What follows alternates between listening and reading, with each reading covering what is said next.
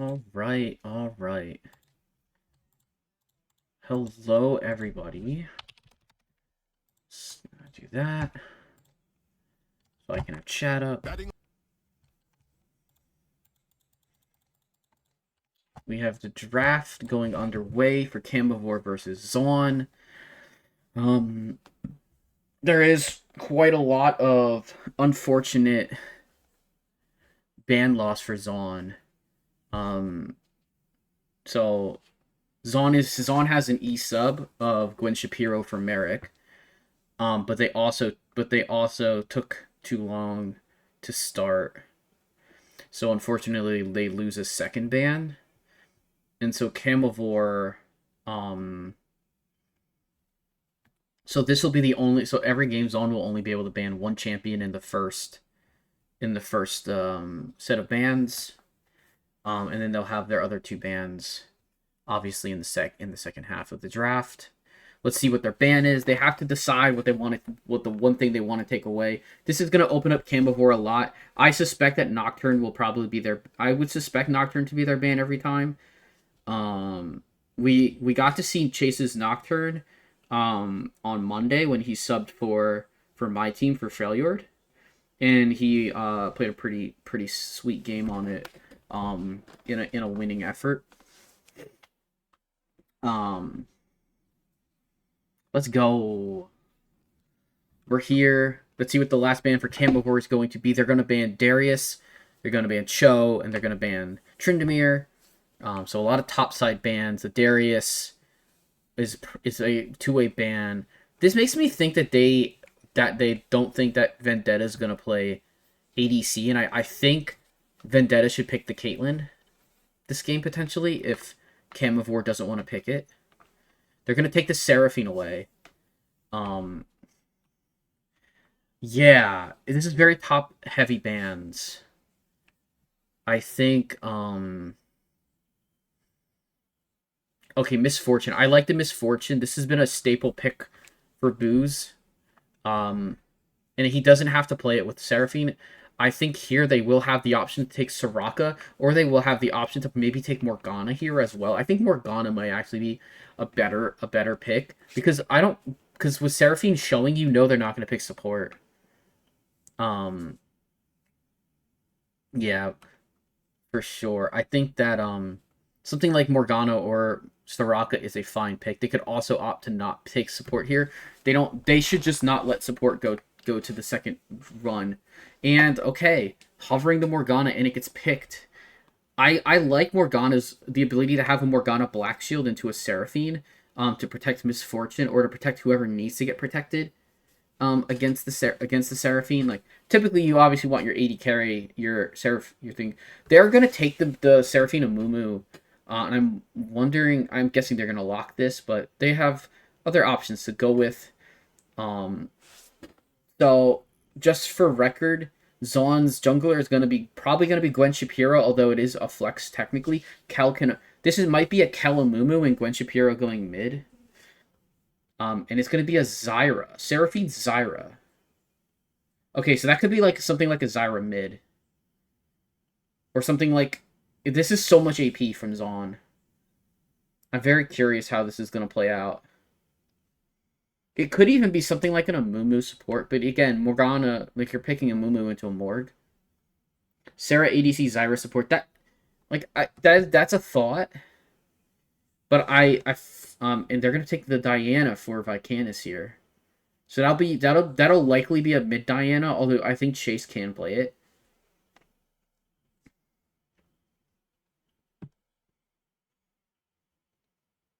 Um,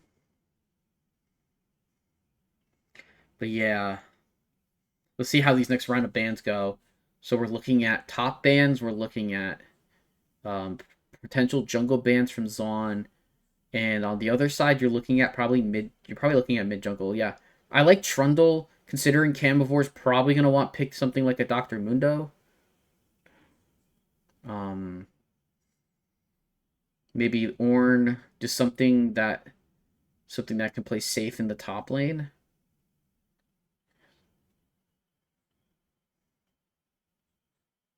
Urgot ban, okay. Yeah, that's right. Twat's an Urgot player in the Volibear. Okay. I think here now you just try to remove the Dr. Mundo. We've already seen two jungler band. We've already seen like two jungle top bands. I don't know. I feel like that Amumu is just gonna be like in the jungle with Kel maybe. There is the Dr. Mundo being hovered for ban. And Dr. Mundo is removed. Okay. I'm curious how Camavor wants to respond here. What Camavor is going to opt to play here. It's gonna opt to see a Malphite. Okay. Malphite is pretty okay here. Immobile, like Seraphine and Zyra are very immobile. So you can just go pretty like MR heavy here. And depending on the last two picks, now you can see what you want to pick in the jungle at the end. Yeah, and it's gonna be a Garen hover and a Garen lock, Garen into Malphite. That's that's not particularly fun for the Mal. That's not particularly fun for Malphite. I remember this matchup. Um, I've played Garen versus Malphite. And I remember it being pretty okay for me. All right, but let's see what this last pick for Zaun's gonna be.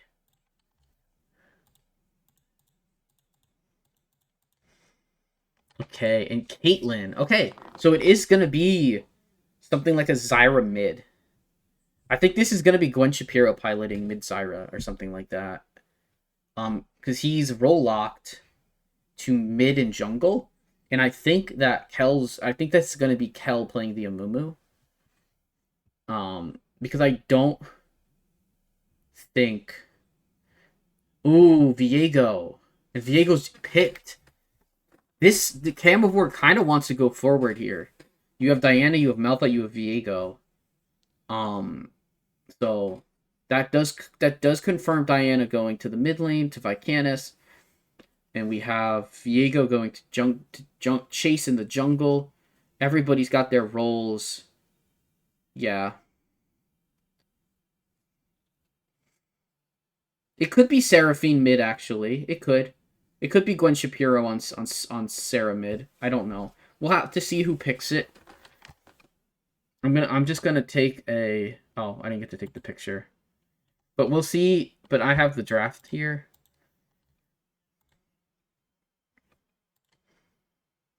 Just so we can see. I just want to quickly see who picks the Seraphine and who picks the Zyra.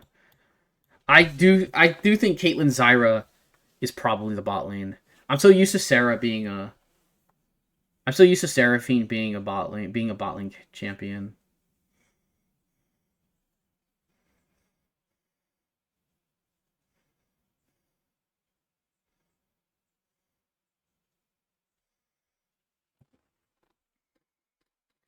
I think that both comps are relatively easy to execute. I think Garen could be the wrench. If Garen plays his split push kind of correctly, it'll be quite good. So let's see. We will do the Laldol. But I wanna yeah, is Vendetta Sniper taking the Caitlyn, so it will be Toph playing the top lane Garen. Chase on the Viego, Booze on the Misfortune. Gwen Shapiro is going to take Seraphine mid lane. That makes sense. Okay. Well, now that we know where that's going, I don't think we need to worry much about that, and we can go and do the Waldle.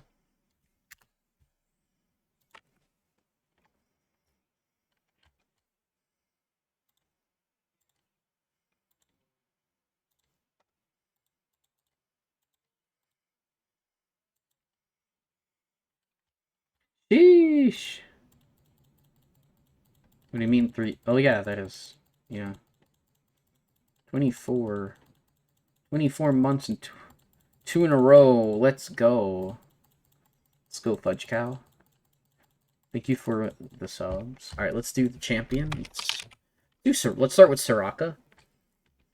All right, it's a female mana, Ionia or Targon, and after 2009. So let's just go immediately to Aurelia. Is it just Aurelia? Oh my gosh, let's go. Okay, 2 guesses. GG, well played.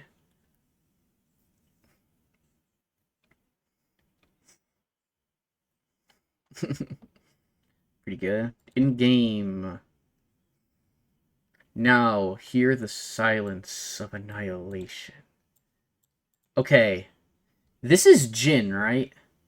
I feel like this is Jin. This isn't Vel'Koz. Like, this is such a Jin quote, I'm pretty sure. No! Alright, maybe it is VK then. Yeah, I think it's a Void champion.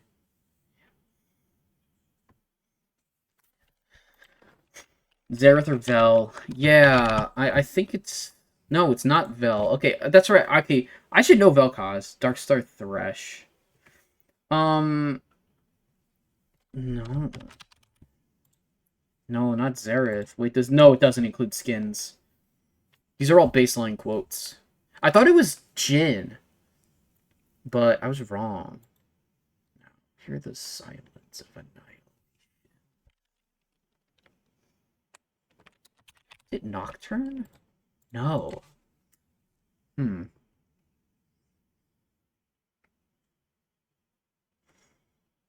Yeah, it doesn't include skin. It doesn't include... Yeah. Okay. We're about to get into spectator delay. Okay, we have... Is it Aatrox? It's Teemo. I don't feel like this is a Teemo quote. I'll vote. I'll do it for you just because. Aatrox.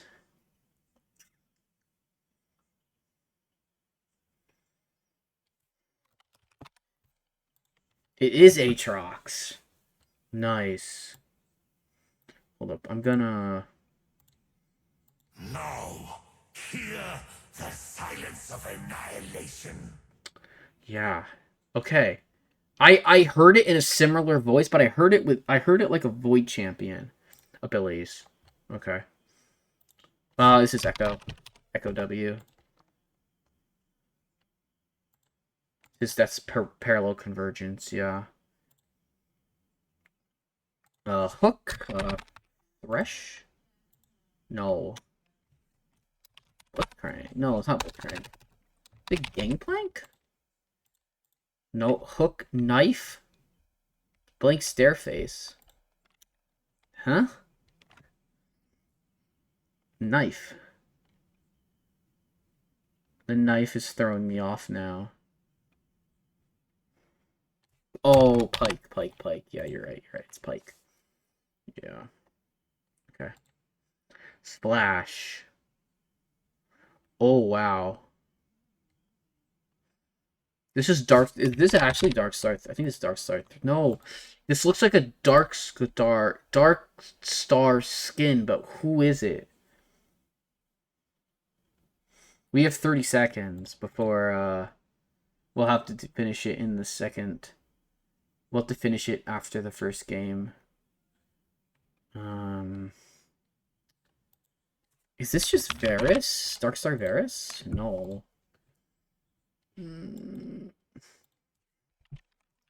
Big Tail. Yeah. Big Tail. Darkstar. Is it Cho? Oh, it is Cho. Okay. Oh, does he just have a... Oh, yeah, he just has a Darkstar. Okay. Cool, we got it. Hell yeah. Okay.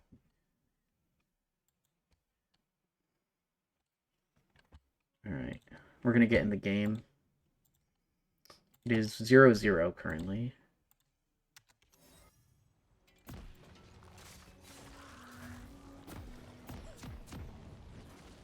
Alright.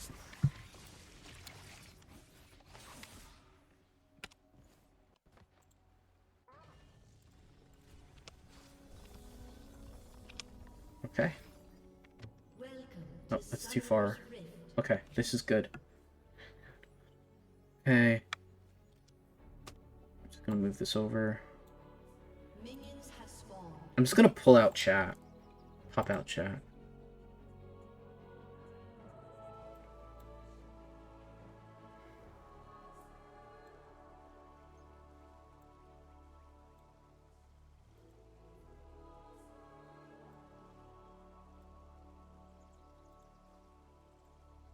Okay.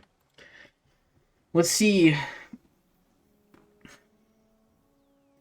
Zaun opting to not ban the Caitlyn is pretty interesting, considering it's one of Vendetta's best champions. We'll definitely see how this plays out. For sure.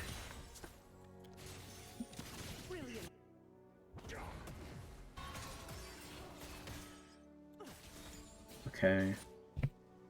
Kind of just early game, we're just doing some farming. Same side start for both junglers. Viego's a little... Viego started... Or, sorry, Amumu started on Raptors. Not... Yeah.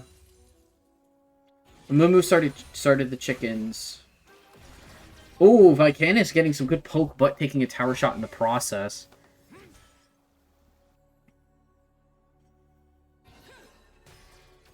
Good poke. Diana might be... Diana at level 3 probably has a little bit of all-in potential.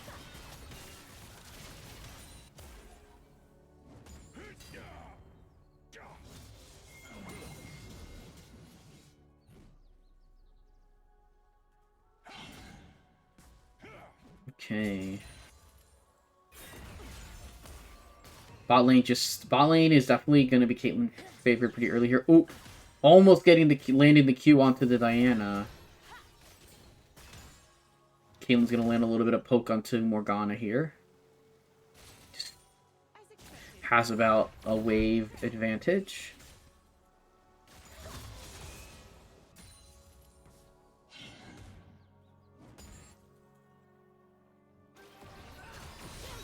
Diana's going for the all-in. Did not have the ignite. Use ignite already. So Gwen Shapiro probably should just back and just take his lumps and buy an ability. Yeah, buy an item. Yeah, little greedy on the side of Seraphine. Leads to first blood for the Diana. Garen taking a tower shot.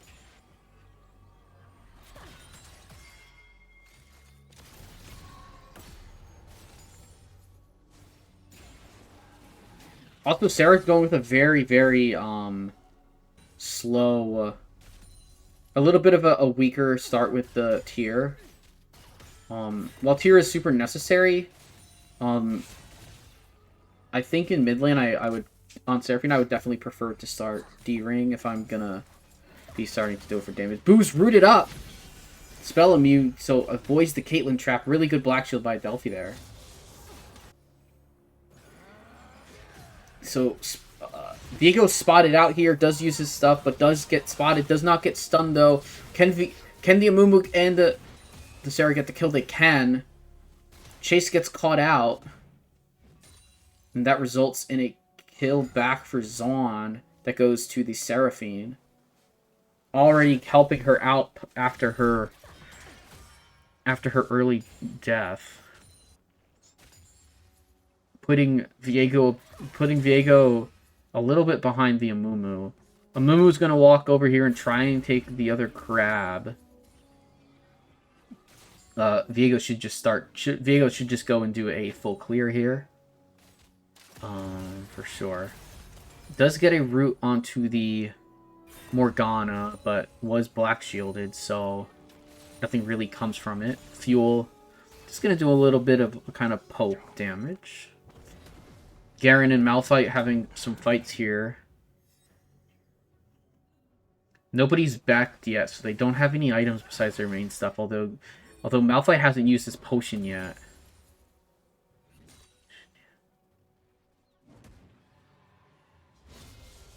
Level 6 Garen, this should in theory be a kill. There it is. Justice from Garen does take out the Malphite. Earlier level up. with a 20 CS advantage. Malphite missed a couple of minions worth of XP there, it looks like. Or at least just obviously wasn't able to clear his wave to get his level 6 before. But now Garen's gonna have his first item. He's gonna have full boots, longsword, and he does opt for the refillable. Which I guess is fine. He is Garen, so like maybe he probably should have just bought like Pink Ward or whatever. But again, no worries. Refillable is absolutely fine. Seraphine gonna go for her first back, get a lost chapter. Gonna lose this wave to the tower. But is safe and secure. Diana's gonna go back, probably come back with a Codex. Nope, Alternator and Amp Tome plus Boots. Okay.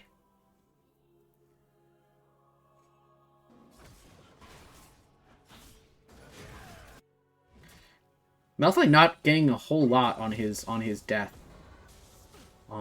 Just picking up a ruby crystal. He'll be able to go back and buy a little bit more health soon. Yeah, but for now, Garen, with his Conqueror, is just going to do so much damage. So this Malphite is going to be in for a pretty big world of hurt for a little bit here. Oh, lots of stuff down here in the bot lane. Vendetta Sniper doing a lot of damage. But Viego here on the gank. Flash from Fuel. Heartbreaker comes out. Oh no, Viego does not get the kill. Vendetta Sniper. Oh, dodges the Q. That Morgana's Q hit, that would have been big. Wow, he almost gets the kill. He almost kills like two people there. 3 technically. Chase just able to heal up in jungle now. Gonna go probably back and do another clear. But the bot laner is being oh, maybe a Diana. Oh, nope, not yet. Just playing very aggressively. Ooh, did land that Q. But I don't think he would have E. I think they want to maybe dive this Malphite. But I don't think this is how you dive the Malphite. Nope, Kel's Q misses. That's absolutely just fine still. Ultimate comes out from Garen. Kel gets the assist. Vendetta Sniper doing so much damage on the Caitlyn this game with just a BF sword. Dirk start for Booze tells me that we're going to see a very lethality-based build. Candace going to go in with the ultimate. Flashed away. Great job by Seraphine getting a lot of damage back, but the Ignite went down from the Diana in that and was able to get the kill. Garen just flashing onto the Diana, spinning to win. So that will give the Seraphine an assist, which means obviously a little bit of extra gold here, as we're going to see a Blackfire Torch start from the Seraphine. But it looks like, yeah, Diana's looking like a Lichbane start. Maybe? That looks like Lichbane start with the Aether Wisp, I think it's called. I'm gonna just hover the item. Yep, the Aether Wisp. But Garen already looking towards his already looking pretty good towards his Stride Breaker. Having his, yeah. Realistically, you're not going to be able to stop Boozosaurus's back. Chase looking towards mid lane, but probably just going to go for a counter jungle here, or get some vision. He is going to go for the counter jungle, even though Amumu was clearing in that direction, but Amumu taking a back instead. We have Drake coming up here very soon. First Drake went over to Zaun here in this game. They have so much bot lane priority. Ooh. Chase is here though. Vendetta Sniper could get caught out. He just has to dodge the stun. He does dodge the stun. Vendetta Sniper is going to still flash away. Misfortune ultimate comes out, gets the kill. Wow, huge ultimate from the Zyra. Double kill for Amumu. Gwen Shapiro getting getting turrets. Kel actually going to get caught out here. Probably going to go down here to Diana. Little greedy on the stay. And Diana picks up the kill. So now neither team is going to be able to start dragging on spawn realistically. Although maybe if Diana and Morgana started it, they could do it. But that's a lot of plates actually for Seraphine. A lot of gold influx. Sitting on 1,000 here. That should be first item. Oh, Garen ulted by the Malphite, but unable to really do anything about it. Just going to do a little proxy wave farming here. And probably from here, probably after this wave, just going to walk away. It was just there in the moment. Garen's not typical. But he is going to go for another proxy wave on Garen. This is kind of okay. But I'm not sure if it's really necessary to proxy to really proxy in this game on the Garen. I guess he was so close that he figures it makes more sense to play it the way that he did. Adelphi, spell immune, caught out, still flashed away. Ace in the hole comes out. Chase is here. Diana's here. This could get real bad for Zaun really quickly. But they get out in time. Seraphine's rotating over now, so now they'll have their encore. And they'll have the Amumu plus Seraphine. No ultimate on the Amumu, just to note. Adelphi's very, very low, though. Does get sniped, but not going to go down. That's a very low amount of HP for Morgana. They might have to end up not fighting this with the Seraphine ultimate up. And the Amumu ultimate about to be up. If they have the timer on it, they should know it's coming up very shortly. And Cal should be communicating that. Garen just gonna take the turret plate. Gonna go for the kill here. Level 11 Garen, the level up into level 11, giving him that kill. Because that gave him a larger range of execution, so he didn't have to stay under the tower as long. Oh! Toph. Not seeing the... Toph taking the extra tower shot, but he's 4-0 on the Garen, sitting large. Yeah, I do think he's looking a little bit Thanos-y, like, for sure.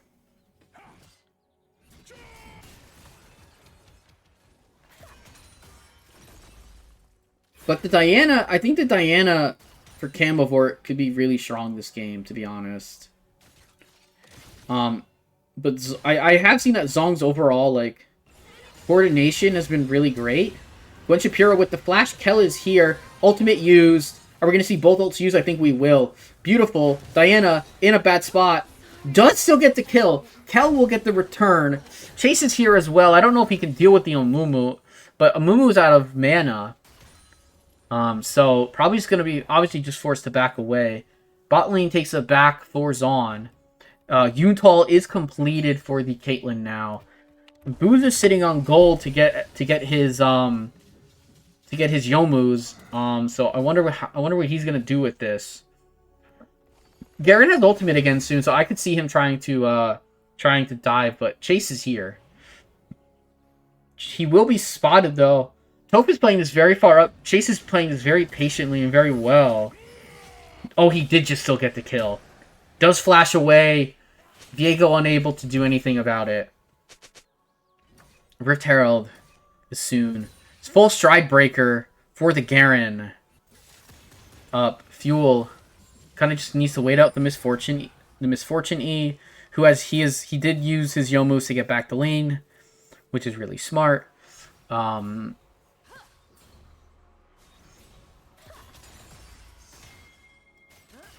Yeah.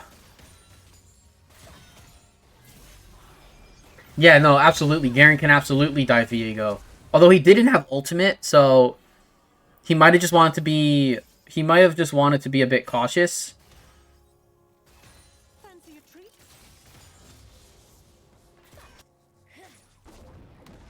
Wow, just a straight up Malphite ultimate to go away from Kel, but Kel, he's so close to the tower, he can't do anything with it anymore. Oop. Okay. Farm is very close in the mid lane here. What was a pretty large deficit has been evened out in terms of farm.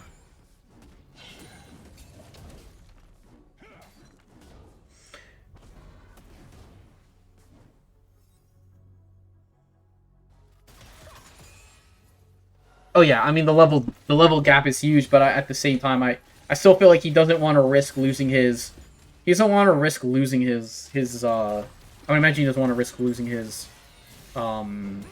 shutdown at this point because it's a pretty hefty shutdown. As the game is about a 3.5K gold lead in total, but Garen's the only one with a shutdown. Kel going in pretty deep. I think he should just Q to get to a minion. If he had Q up, I think he should just gone to a minion. Garen, I don't think he can 2v1. He would need... But him and the Amumu... Definitely a little bit off on the page of what they wanted to do. Vendetta Sniper did dodge the Morgana Q. That looked really like a really funny dodge. It looked like... Because the bolt that comes out is bigger than the hitbox of the ability, I guess. It looked like it should have hit Vendetta, but it didn't, from my vantage point. Bot laners are going to back here for both teams. Or for, for just Camavor. My apologies. Not for both teams. Kel getting collapsed on, but Caitlyn should just be here. Kel with the beautiful ultimate. Caitlyn coming in. Vicanis gets the ultimate down, still going to get the kill. Vendetta Sniper will auto the Diana to death, get a double kill on the Caitlyn. And Garen's just gonna proxy the wave. Vendetta Sniper, huge damage there. Booze is actually able to kill. Booze should kill here. Does get the kill, does go down. Adelphi should go down to the Garen ultimate. Double kill for Garen, 7-0. Lots of justice being served up this game by the Garen.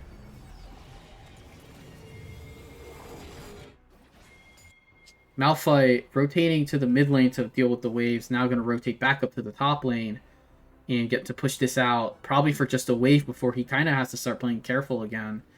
Although at least the wave is collapsing, so he should be able to play and farm pretty safely up until the river. So after this wave, he probably just needs to play this very cautiously. Looks like we're getting mid lane with the Rift Herald. Alright. Kel is gonna... Ooh, barely. Delphi's Q barely missed. A lot of threat here. Vicanis is waiting in the wings. Let me just get this out a little bit more. Yeah, Garen is now at his 2-item spike. Ahead of everybody else in the game. Oh, flash by Chase. Almost got caught out by the Seraphine double E. Garen dodging out. Not going forward. Dodging essentially the binding from Morg. We're going to have a collapse potentially from both sides. Diego with the steal. Probably going to have to pay with his life for it because he flashed over the wall. There was no Pop Blossom for him to use to get over. A really good steal from Camavor to stop the dragon stacking. Looks like Garen's on a little bit of lag right now. If it gets worse, we might see a pause potentially if it gets really bad. Which is understandable. Don't want to be playing on 200 ping. Garen going in though. Justice. And Adelphi goes down. Flash used. No Ignite was available. Garen has TP as well for some point if he needs to use it. But we're going to see the mid lane turret go down here. This is turning into a very quick stomp. Turning into a pretty much a bit of a stomp game here. Garen 8-0. No assists either. I think it's always interesting when somebody doesn't even get an assist because they're just getting all the kills.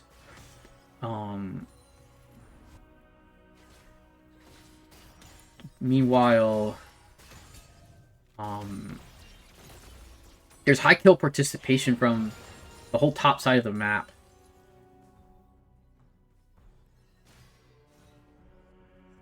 So Kel and Gwen Shapiro and Toph have been playing quite well around each other, and punishing the aggression of Diana and Viego, and the passivity of Malphite from the laning phase.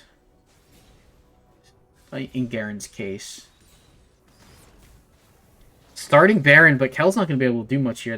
He's just going to have to leave. Probably just take his camp and get his health back.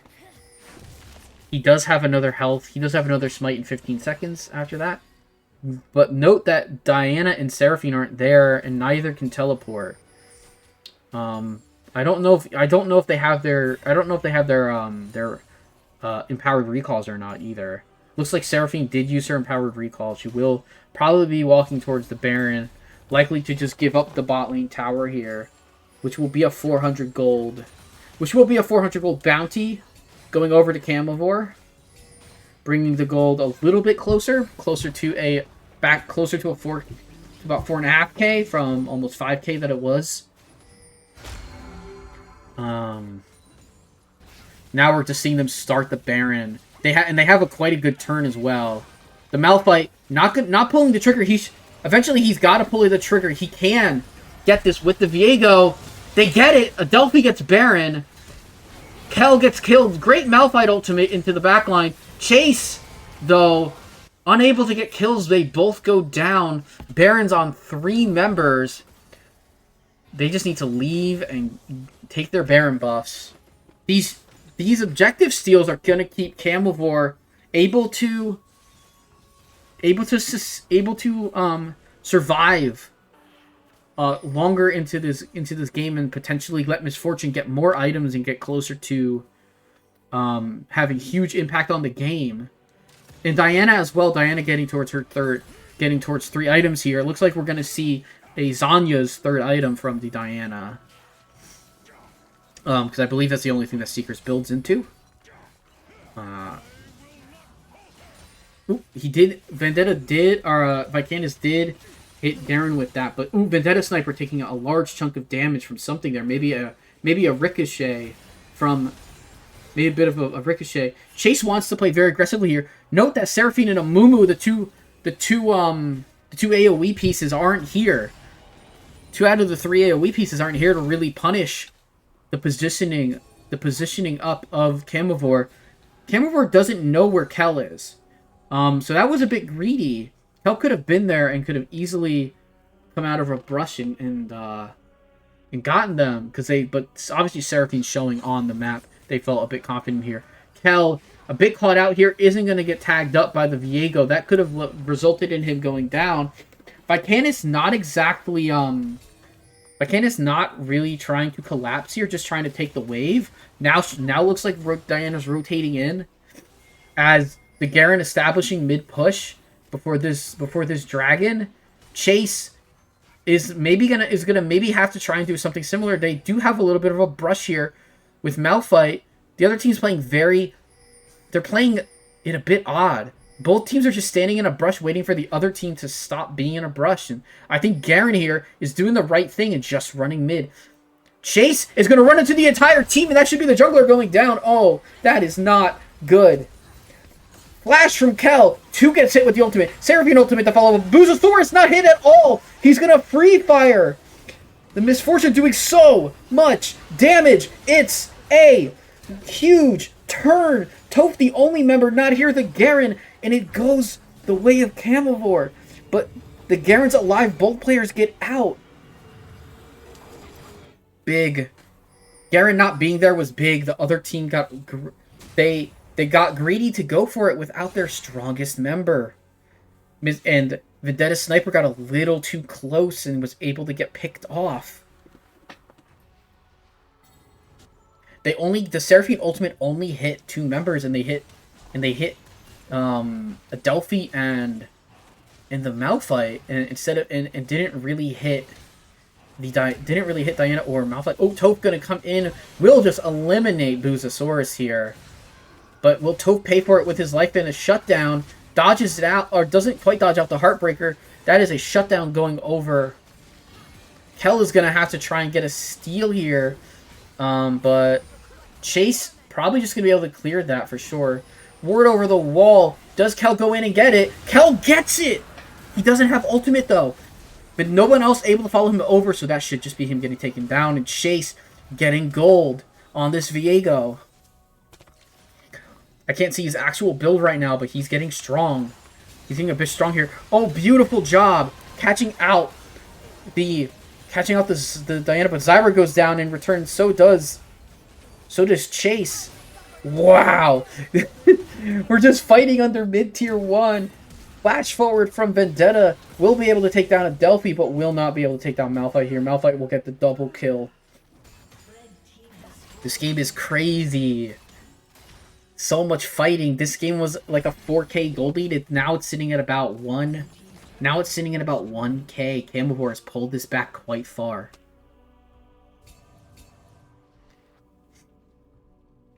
That was a very chaotic moment in the game. Let's see if both teams opt to keep trying to play chaotically, or if we see a little bit of a reprieve from the teams. My voice needs a little bit of reprieve from casting like that.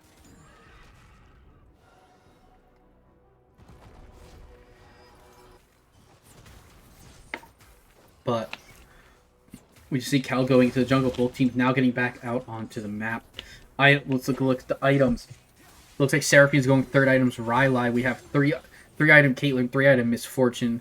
Caitlyn a little bit farther along in her 2nd item, sitting about 1K gold lead.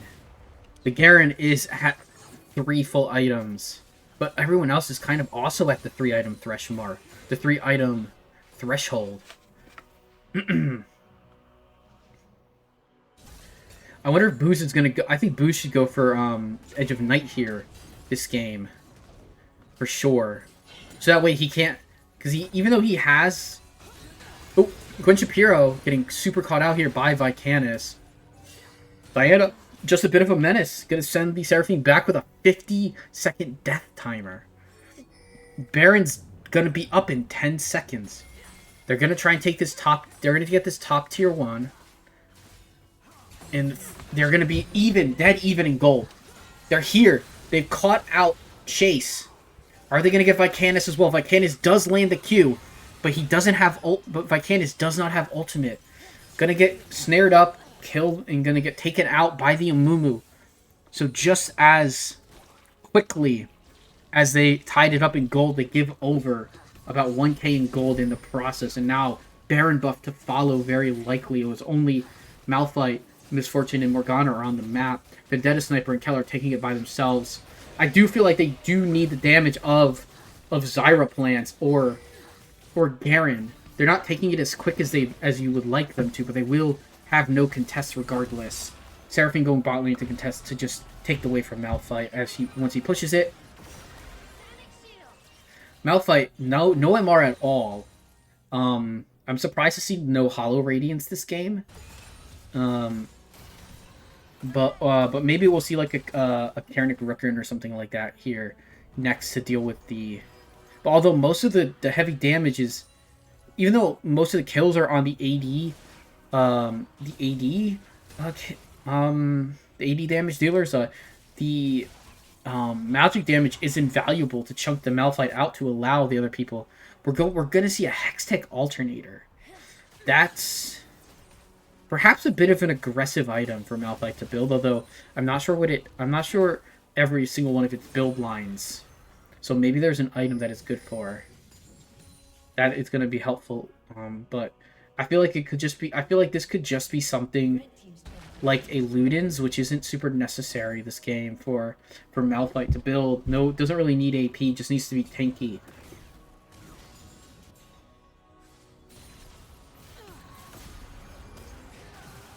Chase catching out the Caitlyn. It's been a lot of really good catch outs.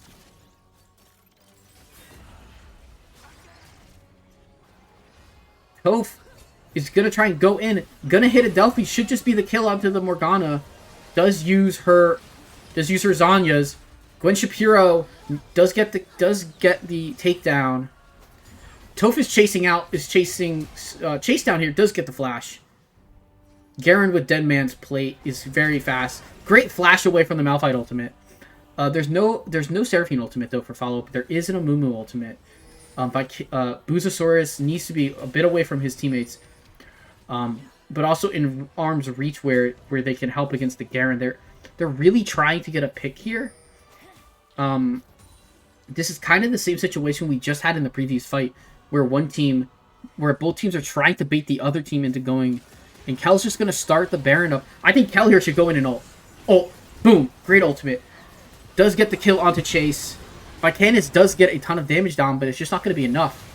Gonna go down to the Garen. Malphite's gonna go down to the Caitlyn ultimate, maybe? No. But instead, it's gonna go down to Kel. And that should just be Baron. Garen teleporting into the top lane to start pushing.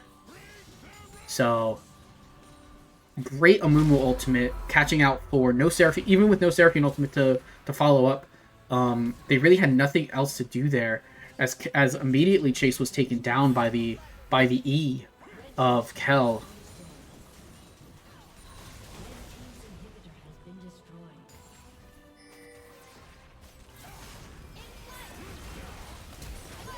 Adelphi with a really good... That's a great ultimate. Unfortunately, it's just not going to do much. Just going to stun Kel up.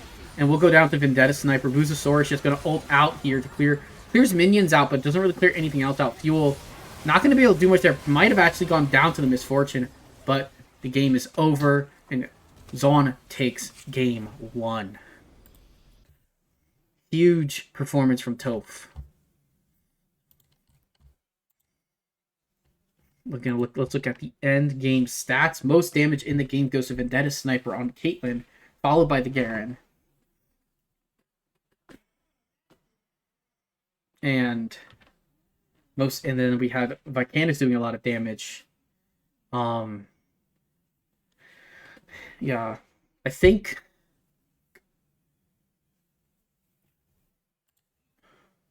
okay, I'm not gonna keep him waiting. I'm gonna go back into the lobby. We'll have the draft up, the first draft. We completed the LOL doll, but yeah.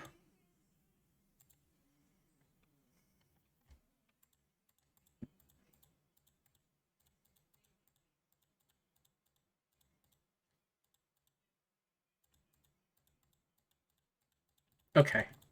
So, Zaun will now have 2 bans.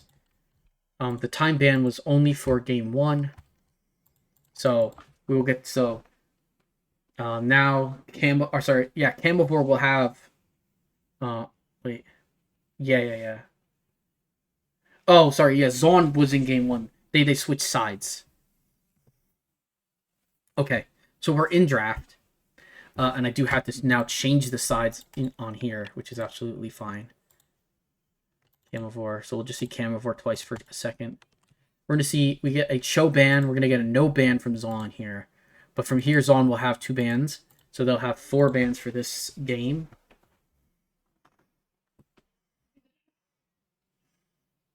I guess it doesn't matter in which order they ban or not ban. It doesn't really matter. But I think they're just going to let it roll down. Probably because they have somebody who's not there. So they need to wait.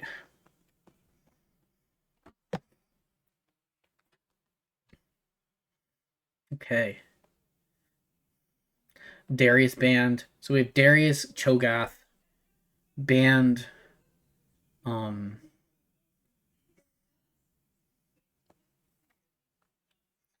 yeah, I really liked the I really like Toph on the split pushing top laner. I think split pushing top laners that can get really strong are very good obviously throughout Boost Bash, but so,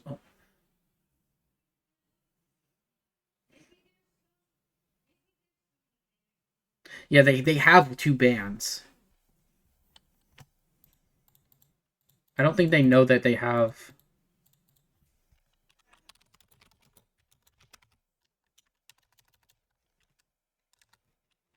Okay, they banned the Kali.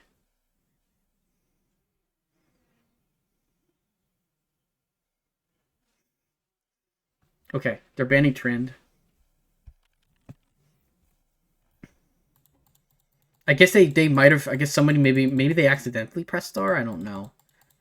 They pressed R instead R, and then yeah. So they have one. They have one more ban. Okay, so the first ban is Akali.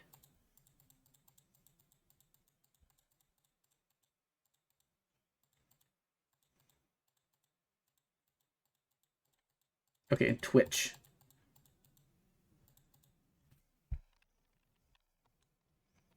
Okay, whatever it was bugged for, they're not bugged anymore.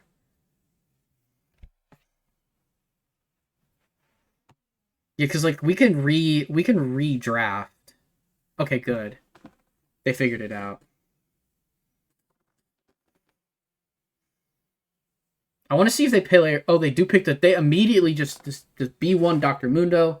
That's a good pick because Gwen. They could put Gwen Shapiro in. They could do something where they put like because they Kel has played like mid lane. He can play like mid lane or stuff like that. Um, Obviously with a Choban, he's not going there. They're just gonna pick the Trundle into Doctor Mundo. Um, so that's a good counter pick. And it doesn't have to go to the top lane. Although I think that should get piloted by Toph in this game.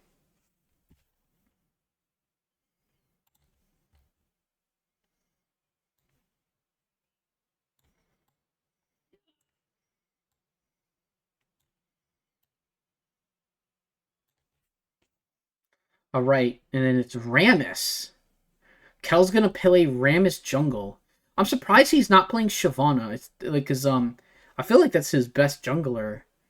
I guess he doesn't. I guess he doesn't really wanna. His team might not want. They might not need him to play that. But I feel like that would be really strong. That could be potentially really strong because it applies a lot of pressure. But they do opt for the Rammus, which could, which now could. Okay, they're gonna pick Vayne. Okay, that could be a Vayne top lane. That could be a Vendetta Vayne, a Vendetta top. No, not Vendetta. I guess that could be. I guess it could be Booze on Vayne. I don't remember him really playing it. That could be Dr. Mudo jungle and a Vayne top. They could be changing their roles maybe too. Like, I don't know. Yeah, I could see like Zaun picking something because I know Vendetta Sniper plays Vayne. So I guess this is just a new pick. And it's gonna be a brand. That should be a brand support. And then we'll get into our next set of bands. ADCs are up for Zaun. So it's AD and it's probably mid lane. For sure.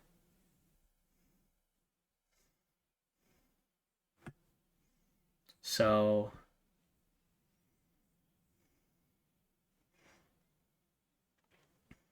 the other side, we do have the Soraka picked.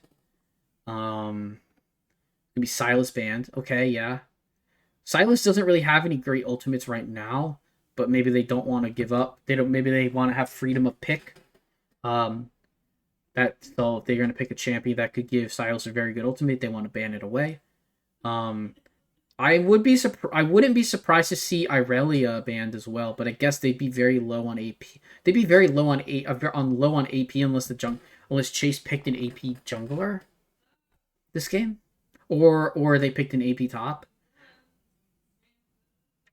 They banned the Aurelia. Okay, they don't want to see Vicanis on Aurelia, which is really good, and they're gonna ban Smolder, and they're gonna ban. Okay, it looks like they're hovering an Ash ban. I wonder if they could ban Sivir here. I feel like Sivir could have been. I think Sivir's a pretty good like four pick here for Zaun. I mean I think Vendetta can play it obviously like, and that would give Rammus and Trundle movement speed, and allow Bran to reposition better as well potentially.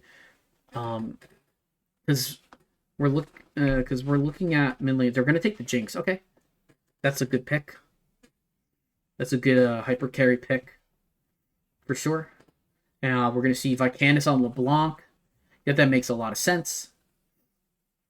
And Karthus jungle potentially here being hovered. Not picked yet, but I think Karthus could be pretty interesting here. There's not a ton of it.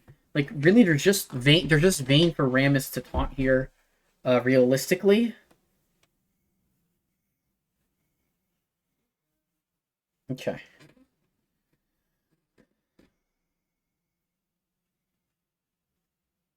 All right, final pick.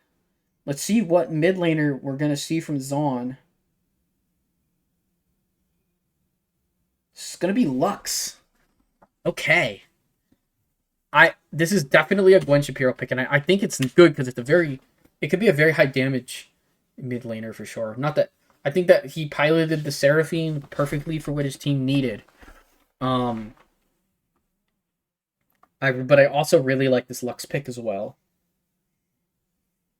Lux into LeBlanc definitely could just play pretty safe. Doesn't you know?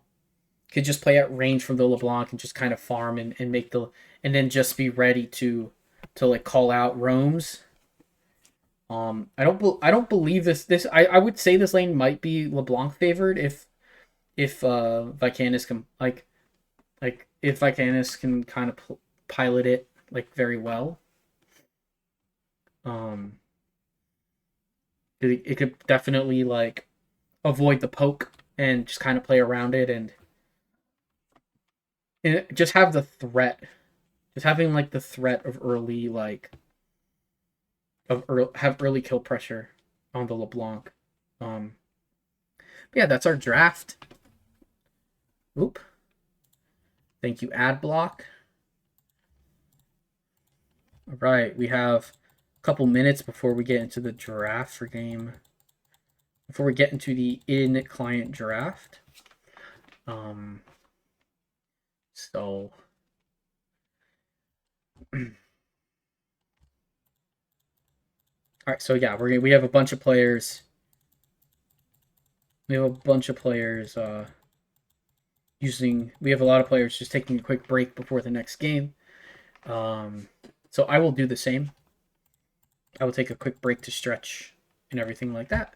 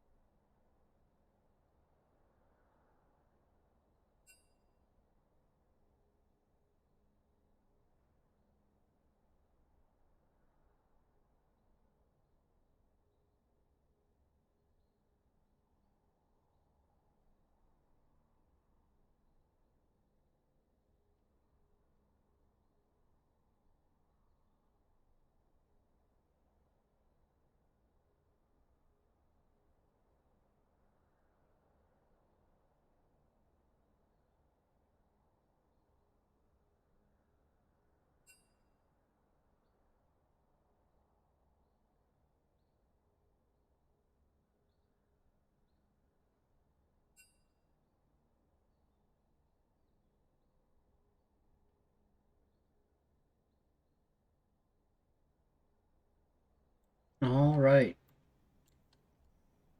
We're still just waiting for everyone to get back to start the game.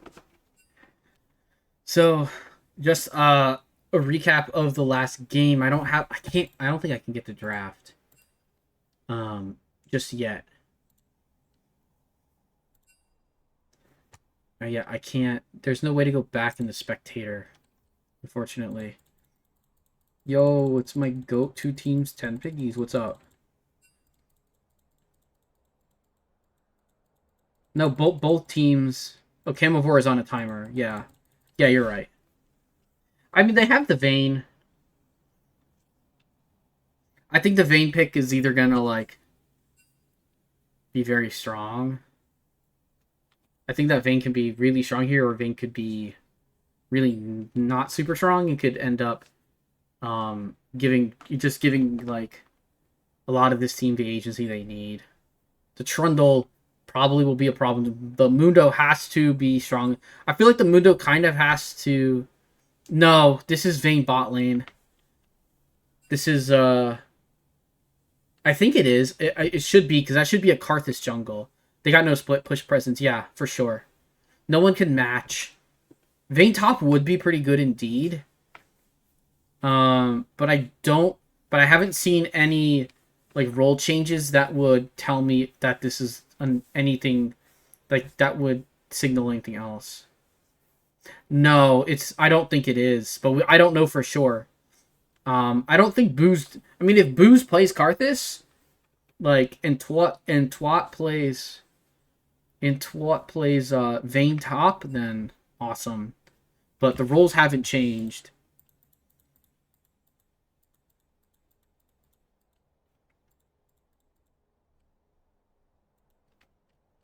But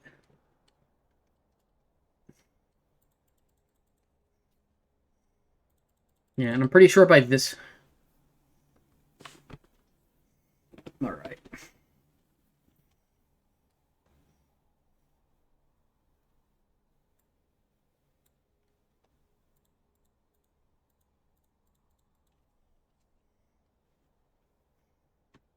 Yeah, from what I can see. Um, but yeah, this is definitely okay. Chase is back. Let's go. We're getting into the draft now. Look, we can just watch it. I don't really have anything else to talk about. I already did the lull though for the day, before the first game.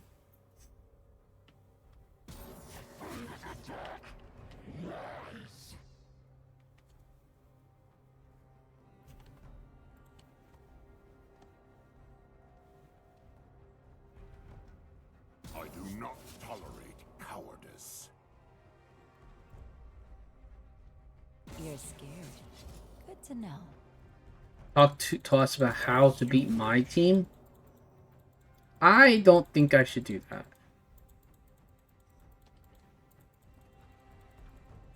And if I'm being honest, I don't know. It would probably take.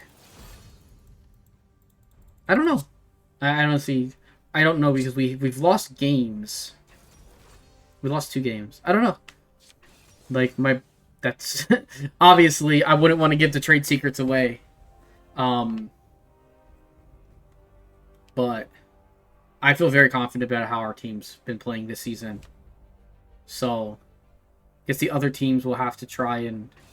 I guess one of the teams, either Camavor next week or a team in the playoffs, is going to have to show. We'll have to show people how to win against us.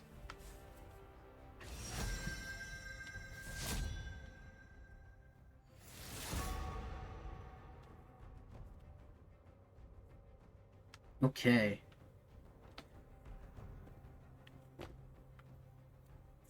You can't cage me for long.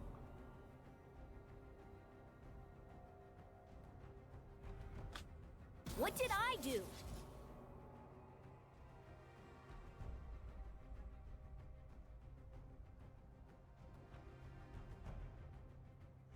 Tyrant. Right. Coward.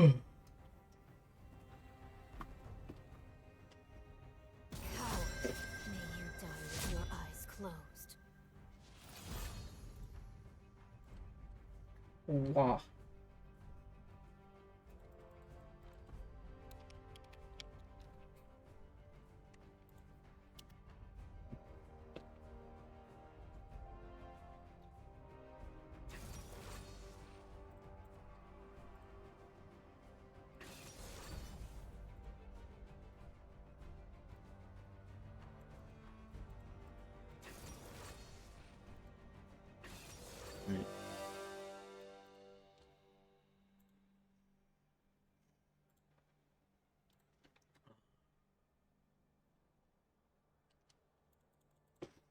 All right, so we're gonna have a little bit before we get to to to the screen. So I will just go ahead and go back to the main draft screen, to the fearless draft screen. I guess I can talk. I guess I can talk about the standings so far in this, about the standings in the Chemtech division while we have a Chemtech match. Um, so um, in so currently in first place is Freljord, which is the team I'm on. Freljord currently 5-0 and 10-2 in game score. Then in second place we have Zaun, who up to 4 weeks is 2-2 with a 5-5 game score. They're completely dead even. We have Piltover at 1-4 after the match this week, with a 4-9 game score, and then Camavor, who will be exactly tied with Piltover, at 1-4, who are 1-3, and if they don't get a game here, they will be. So where's the spectating gameplay? Where's this spectating gameplay? Or am I missing? They're in spectator delay. Yeah, we have about minute 40. We have a minute 45 until we get into the game. So I just threw up the draft, like, so people can see the order that things were drafted in. But I do have so yeah. So there's potential if Camavor brings this back and wins this in the next one, for them to be completely tied with Zaun in terms of games. Both teams would be 6-7 if that happens, with a 2-3 record. So there is potential for kind of shake up here a little bit. And we'll have to see how everything plays out, obviously, especially with this game going on now, and then we have next weekend playoffs to go.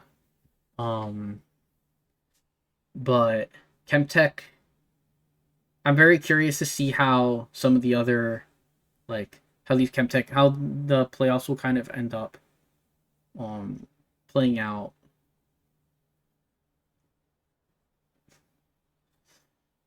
I'm also very interesting to see how some of the other divisions will play out. I think specifically Hextech is like the most interesting because the teams are very close.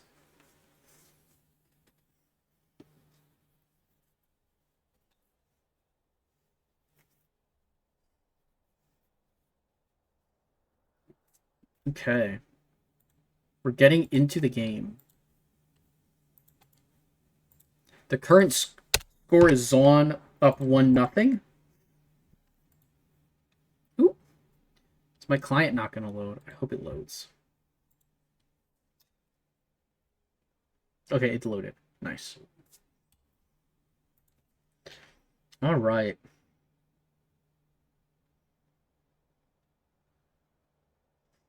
Let's see how things... All right, let's see if either team opts to go for any shenanigans in the start, any brush camping or anything like that. Bot lane seems to be where most of the interesting things happen.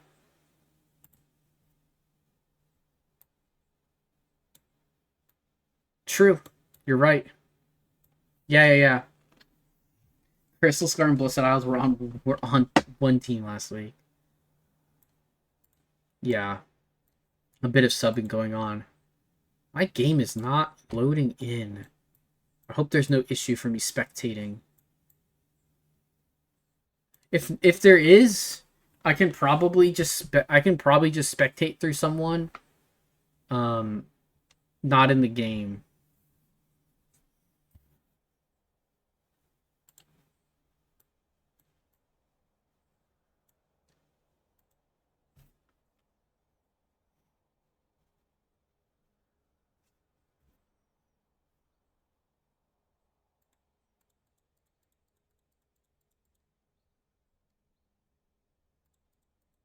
You hit spectator on their game and got the spectator delay still. Gotcha, yeah. I'd have to run spectator delay again for 3 minutes. So I'm hoping that it works.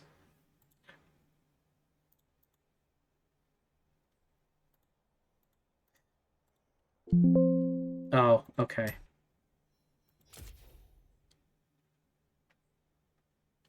It gave me unable to download spectator data.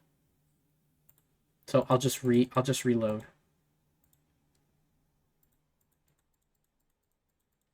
I wasn't sure if it would just force me to quit.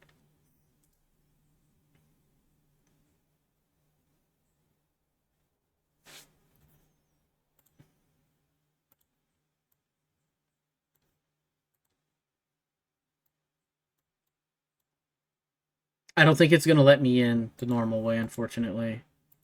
Yeah.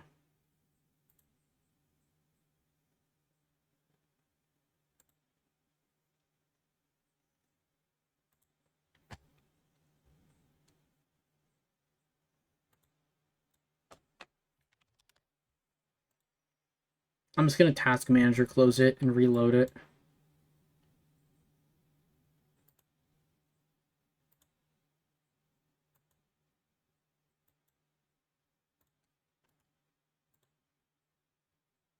Alright, I got a 30-second spec delay. No worries.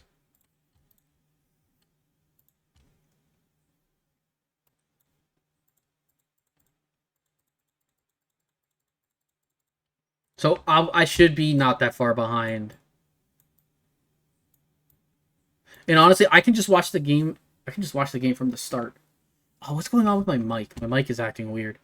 Luckily, I have a filter on it, so even though it might peak, I have a limiter filter.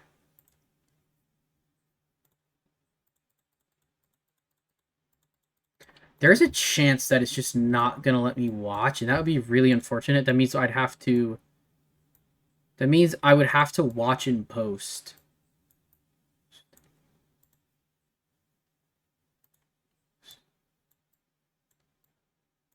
Nope, I'm in. Okay, good. Well, we're gonna. Oop.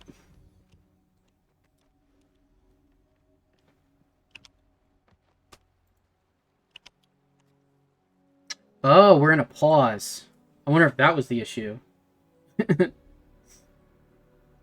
Okay. I guess I'm not gonna probably miss much of the game at all.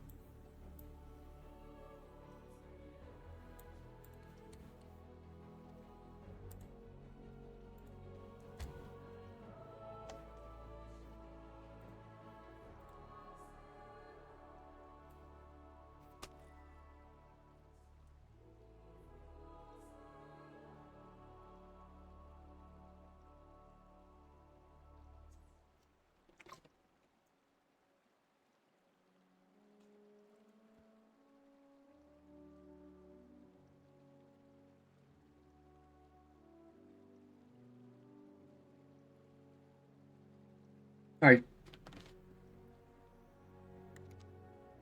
I'm not gonna bother to catch up. Because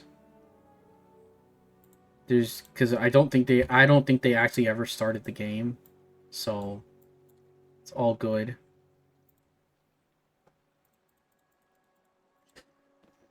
So I guess the game going immediately into a pause kind of messed with my mess with me being able to get into spectate.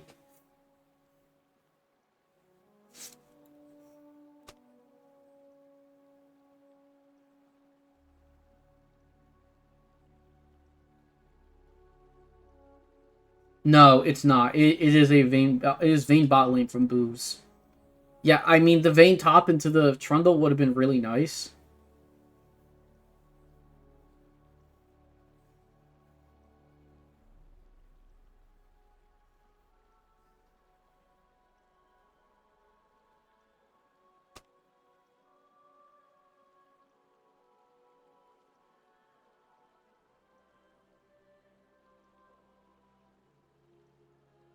All right, we're gonna get into it pretty soon because we just saw that he's rejoined the VC.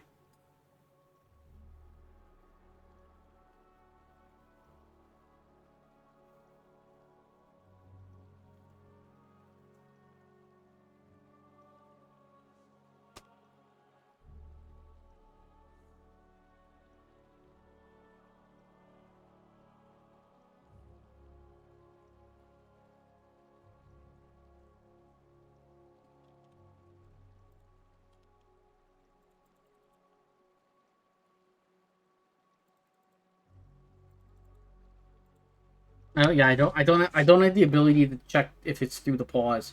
I'm assuming that this is just gonna play the pause in real time or whatever. It's no issues. They might be playing, but I don't know because I have to sit here for the whole pause. I can't just skip through the pause.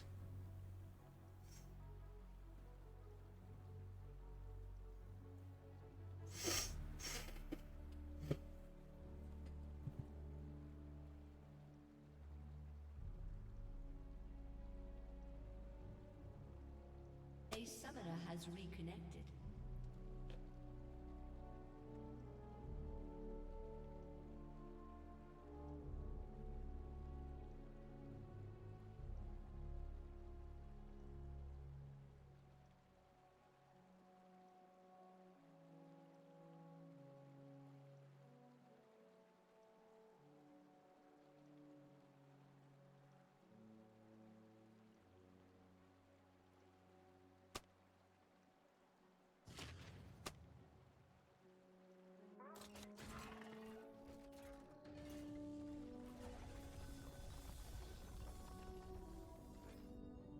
Welcome to Summoner's Rift.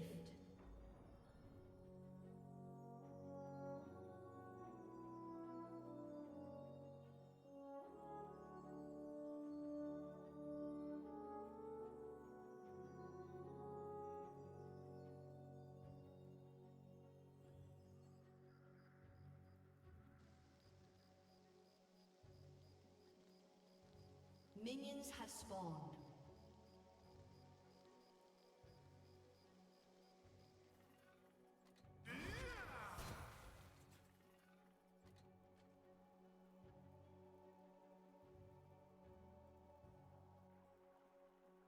Okay, we're in game.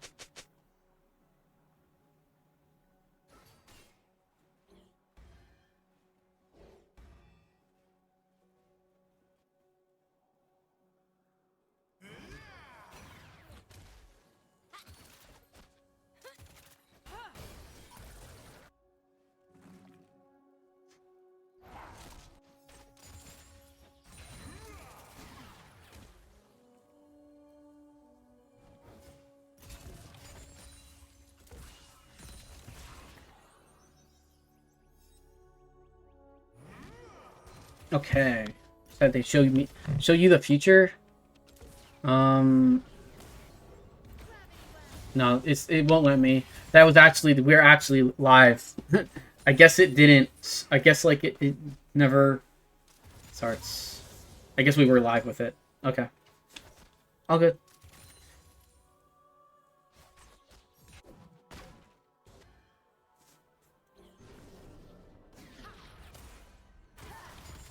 Okay.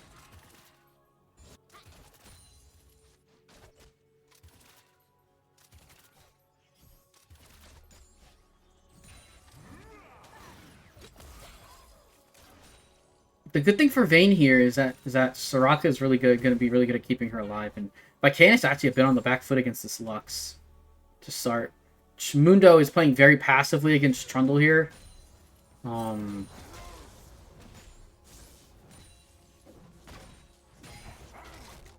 Yeah, Trundle versus Mundo is not very fun. I played this match. I think I actually played this matchup. No, I might have played it actually as Zac. I might have played Zac versus him instead.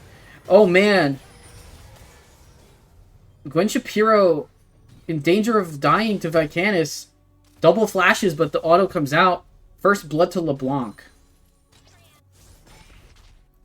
Gwen Shapiro has teleport back, so should be fine. Vicanis also not having teleport, so we'll have to just push this in and leave. As Vicanis is too low without the ignite for kill pressure. Probably doesn't lose anything though. Just Lux probably won't be able to shove the wave all the way in.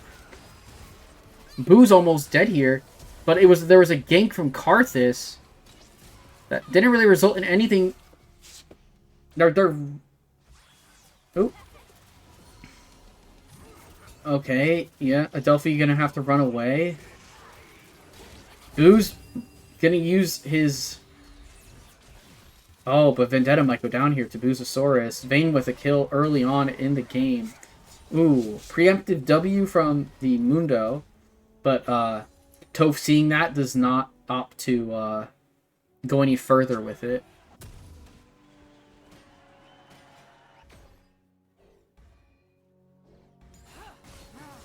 Yeah.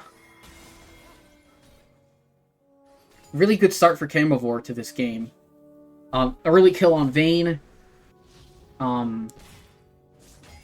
Mundo playing very safe here. The Trundle not taking any tower damage. Just obviously just not gonna damage Dr. Mundo there. Vicanus really doing really well here. On the LeBlanc getting a lot of health out of Gwen Shapiro there. Who now has to play very far under tower. Ooh, Pillar does come in. Oh, just keep hitting the Mundo. I think he would have been fine. Or Mundo wasn't autoing the Trundle. I feel like that would have been potentially a kill there with the tower shot. But he was very focused on staying alive. When he probably could have turned that fight pretty easily.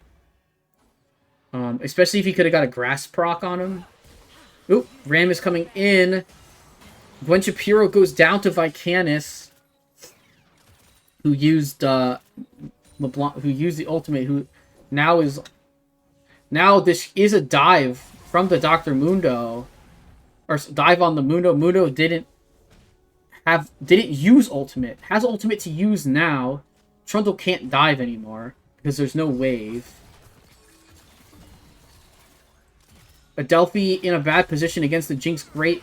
Oop, Brand just gonna get the kill on Adelphi there with his flash. Boo's gonna run away. Chase really needs to be playing with Busasaurus here. Rammus flashing. Boo's also flashing. Karthus very low. Goes down to Kel. Boo's getting a kill there. The kill probably goes to Fuel. If Boo's dies, it does, but it doesn't. And now Vicanus is here. Now Fuel's in a bad position. That's going to be another kill for the LeBlanc. Early game coming up all Camavor. 2-0 for Busasaurus on the Vayne. Full boots already. Going to be looking to have getting more gold. Yeah, that was a sequence of events. Yep. A lot of people running into each other. And it does help, and it does help the LeBlanc and Vayne, who did not die. Vayne living on such low health, able to recover health from Soraka, but also from just autoing minions. Gonna be able to back and probably we'll see what kind of item we're gonna see from Vayne to start. Probably a recurve bow, I would have to guess here. No, Vamp Scepter. And there's the ultimate coming out, and that is a kill. Chase does get the kill onto Lux there. Gwen Shapiro struggling a lot in this mid lane. Ooh, Chase with the gank onto the Trundle. Trundle doesn't have ultimate. Just needs to... Oh, there's a ghost from the Mundo. Mundo can maybe even ult if he needs to. Nope, he lands... Oh, gonna be an ultimate. He's gonna have a lot of resistances, but he should just go down. Dr. Mundo gets a kill onto the Trundle. That softens the lead. That makes the lead not as much. It keeps him about even in gold. A big early gold lead in jungle and mid lane, giving Camavor a really strong start. They're gonna need to keep it up. Obviously Jinx will. Obviously, as long as Jinx doesn't, I don't think they have that much that really gets on the Jinx super easily. Like if Jinx just plays away from LeBlanc, it should be pretty okay in team fights. Adelphi getting stunned up here. Zap goes down. There is a super mega death rocket. Booz will need to potentially have to block. Kel is counter jungling right now as Chase takes Rift Herald or Void Grubs on spawn. First dragon went over to Zaun in this. Kel is just oh wow, great job by Booz. But he might kill Fuel here. Vendetta Sniper also not in a great spot. Boo's ulting. Just should be able to keep on going. When hit. Should just spot. Yep. Spots that Fuel's there. Double kill for Boo's. 4-0 on the Vayne early. Game is coming up all Camavor so far. When Shapiro also in a bit of a struggle. Does ult Vicanis and force the clone. Lots of stuff used, yeah.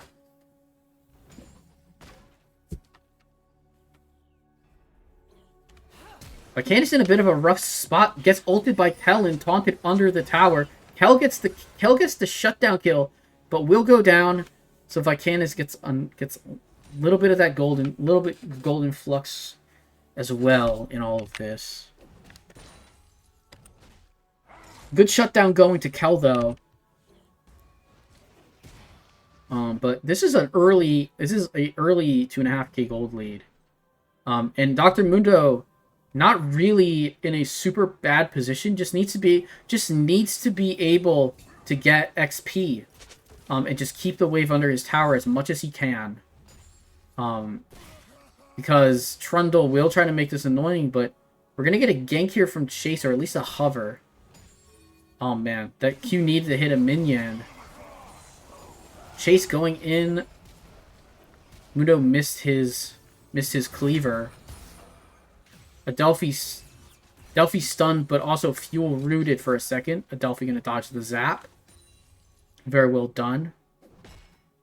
Chase still here. Vican is coming. They are full on diving, but they need to clear. They need to clear this wave. This wave is not. They're not safe to dive yet. Vicanis should just get it quickly though. They were technically not safe to dive yet, but they did clear the wave. Twat takes the Mundo tanked, I think, like one or two tower shots. The Vayne, the LeBlanc able to just swiftly get the kill and get out with her W.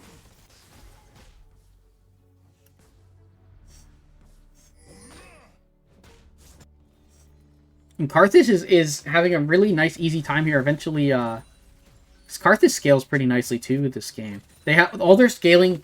The scaling AD is definitely quite scaled. LeBlanc getting out. Ram is flashing in the process. Boo's taking a lot of damage, but Adelphi will ult, keeping the Vayne nice and topped up.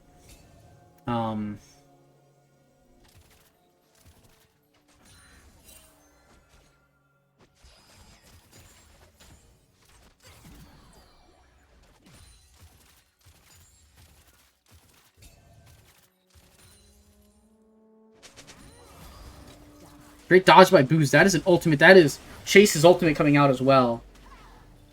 Gonna chase and try and get some damage onto Vendetta Sniper, but shouldn't really result in anything. Vendetta and Vicanis just gets another kill. This LeBlanc is a monster. Gonna be very difficult to match in side lanes as LeBlanc later. And even then, LeBlanc probably wants to just play with the team.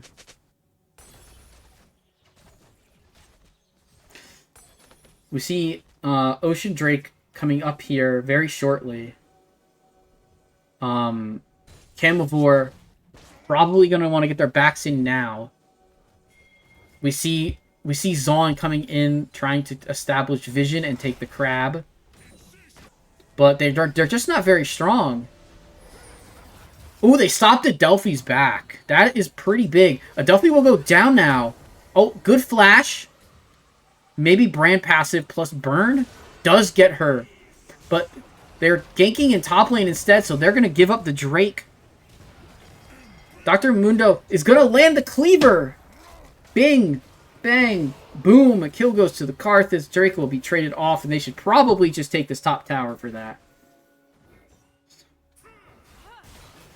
Vican is going over and just killing the Brand. And just being able to take the W back over. Lux dealing a good amount of damage there. Maybe with a Q ult would have been able to get the damage out. Does have Luden's Echo, so does have a decent amount of damage on the Lux right now. Because LeBlanc's sitting on only a little bit more damage. Does have the Dark Seal, that is stacking up at 8 stacks. Pretty soon we could potentially see a Medjai. Probably somewhere past 10 stacks is where you really want to consider going Medjai's. And in the case of a LeBlanc, doesn't really have to worry about the other team going on the LeBlanc, because the LeBlanc's going to be the one hunting. So probably should always be a good good Medjai's angle here. Wow, those cleavers are doing so much damage. We are seeing a first I guess this is first item Warmogs for Dr. Mundo. This is not Heartsteel. I think. I would hope that it's Warmogs and not Heartsteel.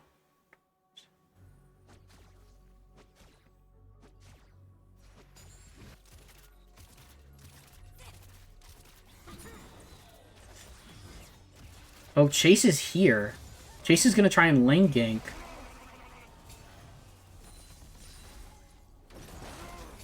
Wow. Oh, Trundle taking so much damage. Oh, no, you got to keep going on that. I feel like he had so much follow-up there. Rammus is here. Rammus is gonna counter the... Oh, but he... Okay, that's gonna be... Wow. That was a lot of healing. He just... he just... Yeah, but the Dr. Mundo is doing a great job in knowing to just... In knowing that he could just ult. He could just ult. Kel's gonna go down to the tower potentially here. But he doesn't. He lives...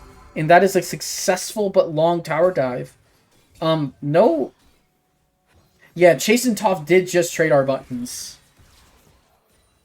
That is true. I thought Chase's ult for sure was going to get it, but I didn't see that subjugated come back up off cooldown.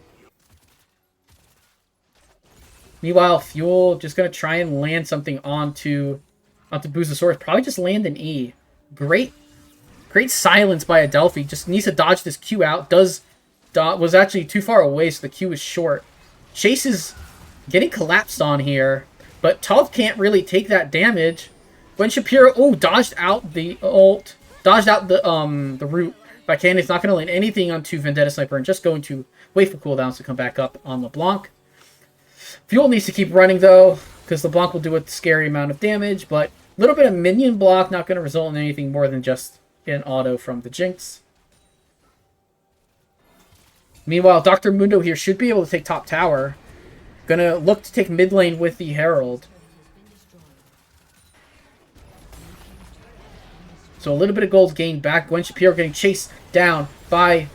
Wow! Huge amount of damage from the Rammus. And that's gonna be... Still gonna be Gwen Shapiro going down, but Kel is driving the Herald down to there. Oh, we're just gonna try and leave on the Rammus. Definitely should not try to go in here. Do not want to get silenced by Adelphi after you roll your ball. Jinx is here. Kel does have ultimate. Does ult onto Booz. Able to not quite get the taunt. Gonna stop his roll. Adelphi maybe caught out here. Jinx traps go out. That should be Adelphi going down here. Boozosaurus gonna get taunted up. Kel taking tower. Boozosaurus goes down to the Jinx. Jinx is getting excited, but Vikandi's will end it. Super Mega Death Rocket does take out. That was 2 kills for Jinx. Super Mega Death Rocket taking out Karthus right at the end. So it looks like the bot lane with some fight. What did get Flash and R and Brand Ignite. A lot of resources used, but it's still very smart. Vikandi's here is just probably going to be able to take Fuel out here, but does force Flash. Vikandi should not go for this. Yeah, a lot of minion block there. Definitely was smart to... Definitely would have been a bit smarter to not take so much tower damage, but at the same time, it's absolutely fine. Empowered Recall will get LeBlanc back out on the map quickly. Yeah, this is pretty much... A lot of this is going to be Dr. Mundo and Trundle trading their abilities. Oh, we do see Booz here. Oh, Toph is caught out. That should just be a stun into the wall. Completely caught out. Boozosaurus gets the kill. Has full Bork now. And working on his way to second item. Adelphi landed on by Gwen Shapiro with the E. Gonna trade Drink here very likely. unless we have the other team coming in to try and contest. Vicanis is here, could definitely contest this. Oh, just got a one-shot, one rotation that Vicanis gonna get away. Gonna get Soraka ult out. Vicanis just running away, Kel, chasing after the singular LeBlanc, who just W's back to her original position. And Vicanis can now just keep Kel off of the Drake as it's taken. As the first Hextech Drake is taken. Vicanis here should just be fine to get the kill. Yeah. Does not get taken out by minions. After minions. No! Oh, they do! The Winions gets the kill for Kel. And that's a 700 gold bounty to the Rammus. Hollow Radiance into Thornmail completed. So that's really good build for Kel. And he's going to start building maybe a Jock Show from this. It looks like going for Negatron Cloak plus a cloth armor. Dr. Mundo once again having Chase up here in the top side to help him out. Subjugate hasn't gone down yet. It did go out there. No ultimate from the Dr. Mundo means that this Trundle is uncontested with the stats he's getting.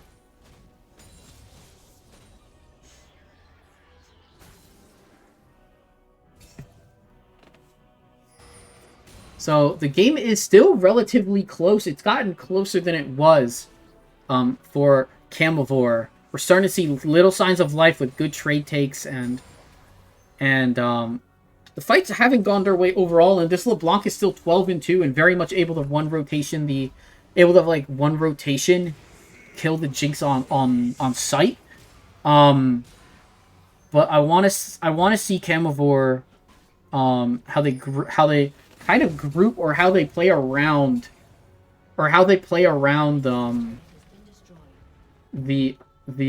if they're, I want to see if they want to look for picks, or if they just want to have a 1-3-1 where you have like Vayne matching Trundle, you have Dr. Mundo split pushing on his own as well.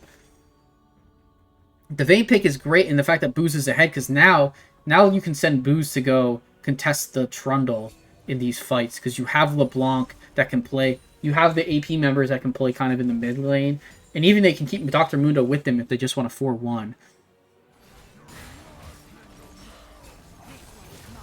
Wow, that is a lot of damage from LeBlanc.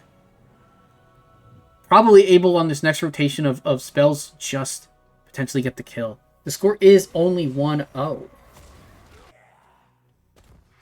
This is game 2, and Camavor is looking great, so we're potentially headed to a game 3 here. Hi, Grant. They didn't start at 8. Didn't they start at 8? They started like 15 minutes late. And they had a long break between. They had a pretty much a little bit of a longer break between drafts, and they had a pause that went on for a couple minutes. Yeah, an E-sub and a pause. Yeah. Yeah. We have Gwen Shapiro E-subbing for Zaun. These are extra tickets. Ah, it's okay. I had a hard time getting into the spectate because of the pause, but I'm not that concerned. They're playing the game, and that's what matters.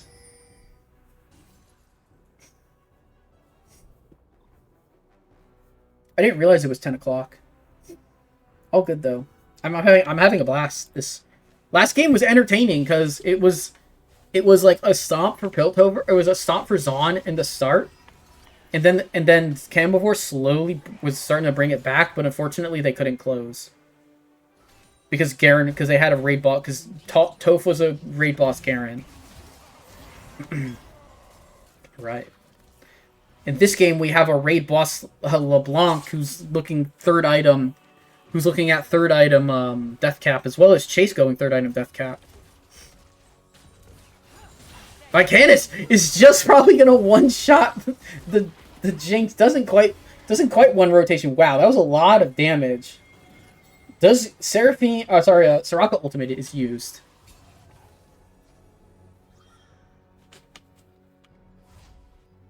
I don't even know how many tickets I have, to be honest, at this point. But it doesn't really matter. I like casting Chemtech matches, to be honest. Like, I'm not I don't know that much about the other divs, but I do my best to try and cast like the other Chemtech match that I'm not playing.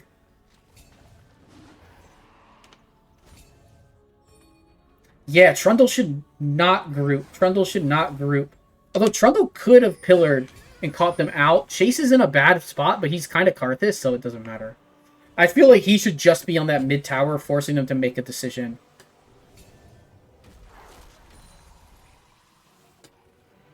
The fact that the top lane and the bot lane are pushing into the Trundle is not great. Both teams really, they're playing around the brushes. They're just gonna send, the Dr. Mundo in. Oh, but Chase gets kind of caught, but Vicanis is huge. Twat is, Buzosaurus is a double kill, but is able to actually get away from oh my gosh, the ultimate from the ult from Bane. Wow. Who's gets a triple there?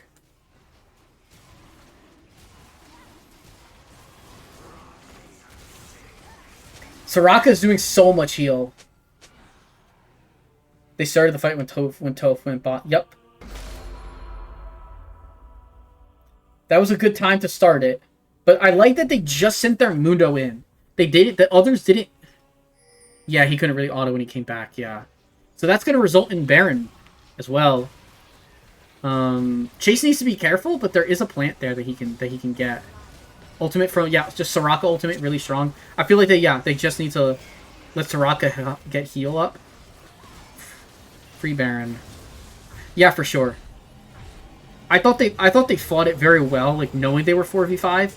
Like just doing the right thing and not sending everybody, not sending like Chase into a death brush as jungler, but sending the tanky Mundo. Mundo's almost 16, so Mundo's almost like an absolute raid boss in these fights.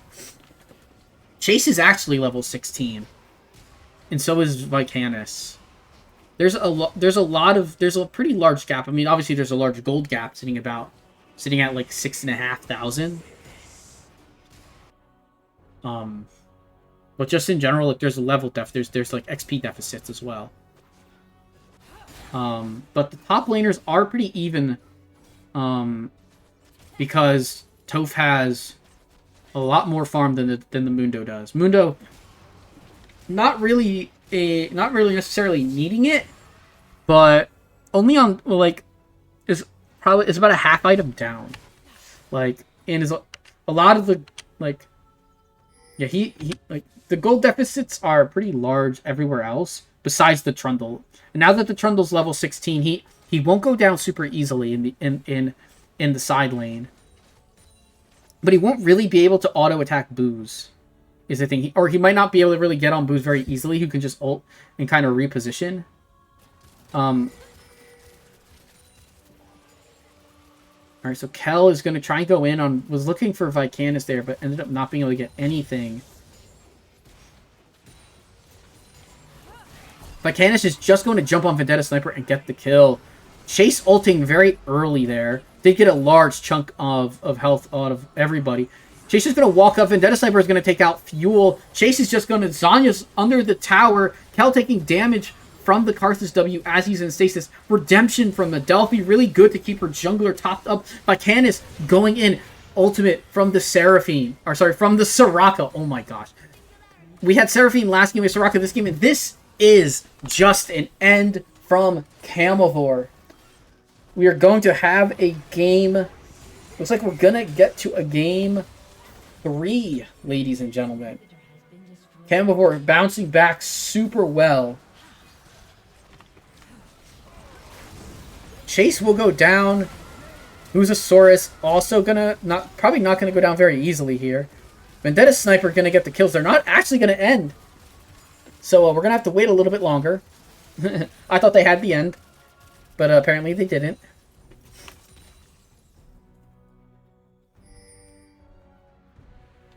No worries. They're very far ahead now. We're looking at a we're looking at almost a 6k gold lead. I guess Boo's giving out a shutdown to the Jinx isn't particularly great, but and Jinx is at 3 items. Boo's going for, looks like that does actually look like Jock's Show on Vayne.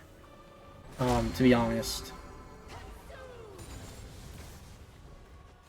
And it was a Jock's Show build for Rammus.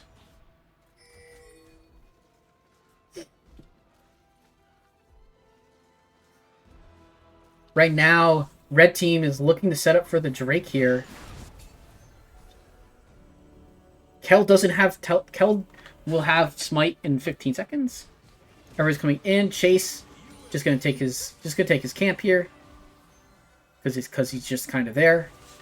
At this point, they do need to be very careful because any fight loss from Zaun is probably a win for Camavor at this point. Dr. Mundo grouping with the team. Trundle split pushing on the other side of the map. No one really they're gonna try and match. So they have to be careful that they play it probably a little quicker so that Trundle can't just take the base. They're gonna send Dr. Mundo down. They're gonna send Dr. Mundo to go match. Which is fine. I feel like you could have maybe sent Vayne to match instead, because I don't think Mundo can really stop this Trundle. If anything, I think Trundle should just turn and can probably just kill. Like he should just ult. We don't have the ult yet. He's not using it. Top's gonna take damage from this, but Top's gonna get tower. He uses subjugate. Dr. Mundo use ultimate. Should just turn back and start fighting because I think he's probably a bit okay. Kel is gonna jump on over. Smite goes, or damage goes to Camavor. Inhibitor goes to Zaun. Dr. Mundo still alive at full health because of ult. The power of level 3 Mundo ultimate. But also subjugate. Both players were half health when they used their ultimates and full health when they left. Baron is up in 45 seconds. I imagine that Camavor will want to use that to win the game here. They have 3 Hextech Drakes, so they should have a lot of stats here. There is a ward in the base. There is a ward in the base that if Toph wants to teleport, but I think they're pushing it out really well. Vicanis getting out because they're LeBlanc. Because of being LeBlanc, doesn't have to worry about getting caught there. Just uses W to get out. Or just recasting W. Gonna grab blue. And Karthus matching is not great because now they can kind of pressure the Baron here. They're gonna have to send a ton. They're sending people for Trundle. Dr. Mundo probably needs to hold down the fort here. Adelphi is right in the Trundle's way. Gonna have so much health, but gonna go down. Vicanis also probably can't really deal with the Trundle. Boozosaurus is the one who can. Boozosaurus is here. Vicanis goes down. Double kill for the Trundle. Pillar. Booz flashes. But Dr. Mundo's gonna have to be the one to hold the fort here. He cannot go down. Oh, just gonna pop his passive. Vendetta Sniper and everybody here on the Baron. They're really trying to deal with this Trundle, but that's gonna give Camavor the Baron, and they're very close in gold. They brought the gold lead pretty far back here. For sure. I think at this point you might just have to send only your Vayne to deal with the Trundle. I'm not sure that Vayne can actually actively deal with the Trundle, but potentially can. Who's with not as much farm as I would expect, because he's not really side laning the Vayne, which is where she's really strong overall. But meanwhile, we have a Baroned up Zaun pushing the top side of the map. Gonna send the Trundle to the bot side. Vayne is gonna thus have to respond gonna go top side to respond. And has a while before before anybody's gonna really be able to realistically just confront the Trundle. Gonna have to be on the other side of the map.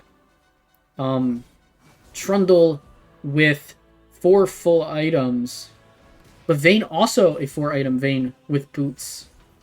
So, like, I think Vayne is their answer to Trundle. I don't think that Vicanis can do a lot, especially because he built Spirit Visage. He doesn't have any any armor. He doesn't have any extra armor. He's level 20, but I feel like Vayne can just run Trundle down potentially. I know Trundle can run away.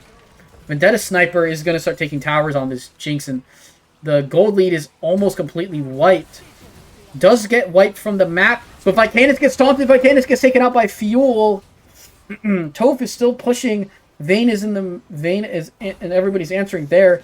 Meanwhile, the Trundle is 2 levels up. Even on the Dr. Mundo is just going to be able to take this. Booze should now be able to take out the Trundle for sure. Yeah, Vayne does so much damage to the Trundle, but they're just going to take this opportunity to take mid lane. They're playing so smart. Fuel takes a tower shot, but they get there. They're not going to be able to get. They're not going to be able to get much. Oh my gosh, perfect from Adelphi. Kel gets stunned into the wall by Boozosaurus. Vayne has no ultimate though. Does have passive. Dr. Mundo does use Ghost. Does not land. Does not have a moment to get Cleaver. Vayne moment though for sure. But they have a ton of minions flooding in on the side of the map. It looks, I think Baron buff has to be gone by now. You know, Baron buff is on for a little bit longer.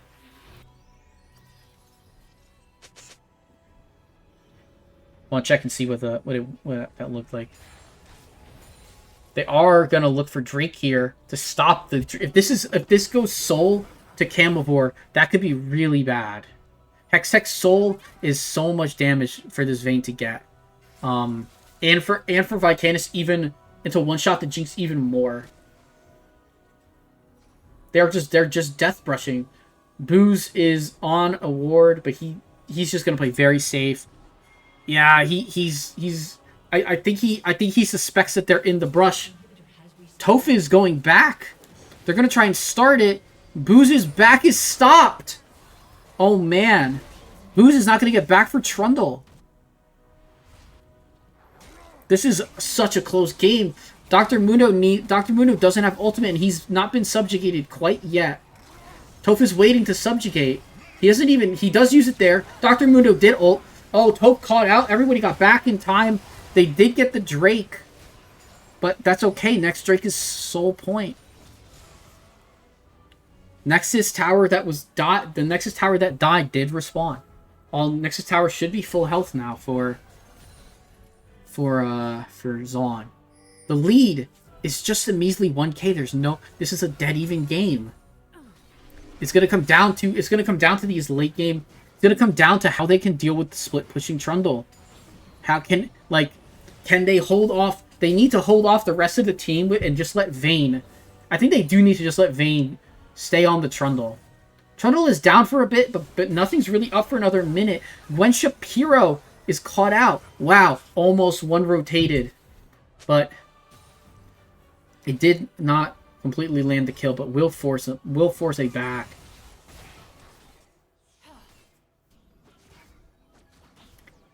Kel will get the crab. Has to run away.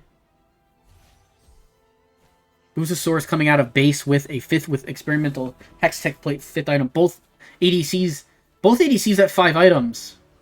Not exactly what I would have expected. Camavor just needs to walk at them and win. Yeah, for sure. But obviously they have such an exposed base where they haven't taken top tier 2 they haven't taken top and bot tier 2s yet. So if they win, they have to be able to walk it in through. If they win a fight, they need to walk it in through mid. But they're getting a bit out macroed overall. Where Trundle's going mid lane looking for the LeBlanc. I don't think that's super smart. This will allow for a grouped up fight.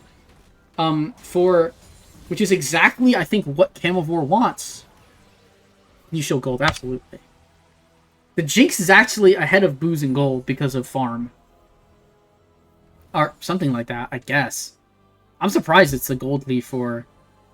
I guess that Jinx has gotten shut down. Jinx ahead in gold. I know, right? I was so surprised. I'm a bit surprised. Must have got... Yeah, he did get a lot of shutdowns. You're right, he did get a lot of shutdown gold, including a 700. Chase just kind of has to be... They kind of just have to run at him, and I think they're doing it finally. Because everybody's here. Toph isn't anywhere near a base. Fuel goes down. Kel is likely to go down here as well. Vicanis takes out the Lux in the back. Sniper, Vendetta Sniper is going to get run at. And just going to get bopped by the Dr. Mundo here. Oh, man. But the base is in shambles. They have to send somebody back. They will get... All Vicanis has to do is go back. They don't need 2 players back. The Dr. Mundo should definitely just kind of stay here because they're going to get their empowered recalls back. They might not be able to defend that base, but I think they could... I think they have enough to stop Trundle from ending. That's all they need to do is stop Trundle from ending and have the other people go mid lane and end the game themselves. But they don't have it. They didn't have it quick enough. Teleport top, yeah. He's gonna triple inhib. Booze is gonna kill him though. Yeah, that was so close actually. But with the base threat dead, they can't end though is the problem. I don't think they can end. With Dr. Mundo they can, right? Okay, yeah, that's the end. Okay, we're going to game 3. No one will kill the Mundo in time. GG's, super close game. Grant was right. They just kind of ended up having to run at them and win. Very close game. Oh wait, I'm not in. Oh, I need to get invited back. Yeah.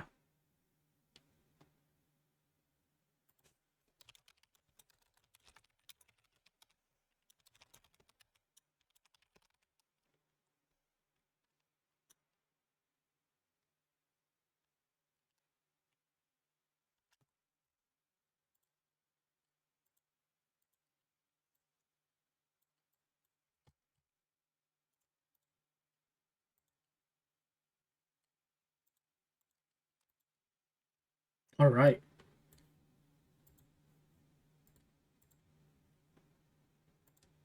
Spoilers. Was there a spoiler? Because I don't think there was. I know that, like, cause I specifically kind of have it so, that there's no way to tell. I just had an issue with spectate, so I couldn't get back. So I wasn't getting back in the lobby. Okay. Well, I'm sure they're gonna want to. Oh, I need to call. Okay. I think Zaun calls the coin flip.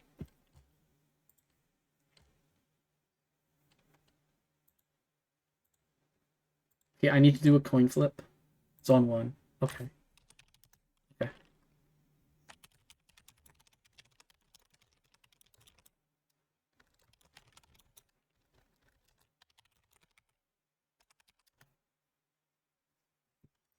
Okay. So Zaun won the coin flip, and they're just they're gonna do their side select.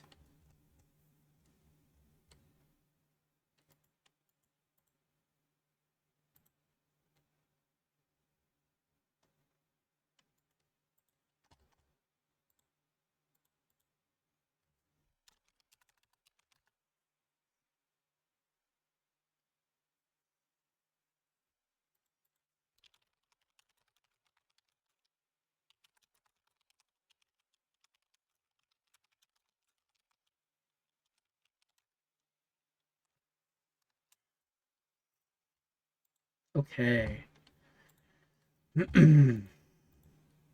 Well, ladies and gentlemen, we are going to a game. We're going to a game 3. Coin flip, obviously I said was called. And Zaun won the flip. That was for 1, not for you, don't worry. Oh, okay, gotcha. This is how Matthew McConaughey felt like an interstellar. Oh, I have no clue. I've never seen the movie.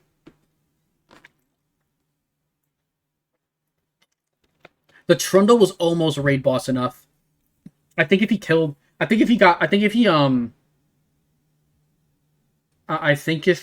if Booze didn't win that that Trundle might have base raced fast enough because he's Trundle.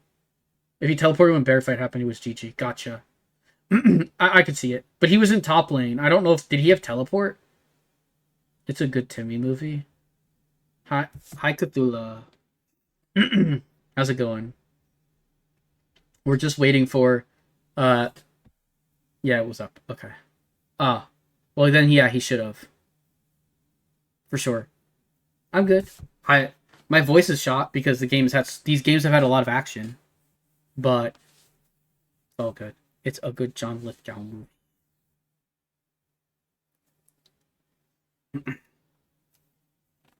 So I'm gonna try and not kill my voice and just kind of watch, maybe just watch fights. Merrick is going to play. What are your two bands to him? Oh, so Merrick is here. Okay.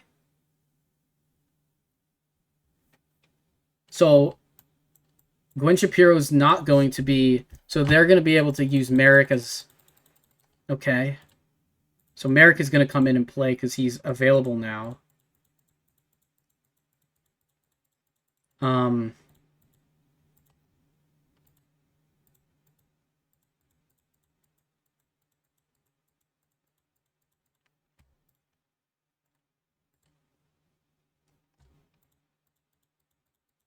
Wait, are there banned? Wait, did something mess up with the draft?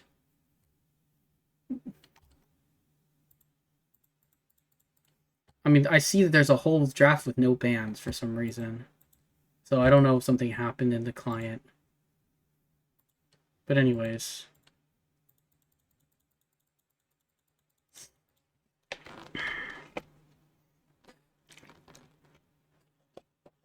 I'm gonna need another water bottle for this. So, I will just talk through the draft. Okay. We have last game with full bans. Pog. That's what we like to see. All right. So we're gonna have 3 bans. Zaun has side select, but Merrick is here, so they're probably deciding what they wanna do with Merrick around instead of it being Gwen Shapiro. Now they have full flexibility with their team, technically. Where Merrick now they can send people wherever they kind of want. It opens up like something like Merrick going bot lane on Kog'Maw. It opens up, or on one of his picks bot lane. It opens up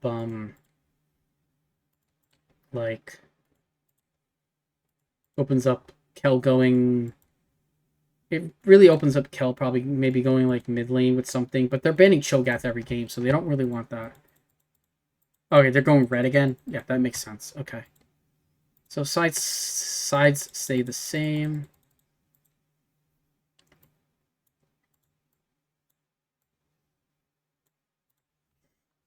All right.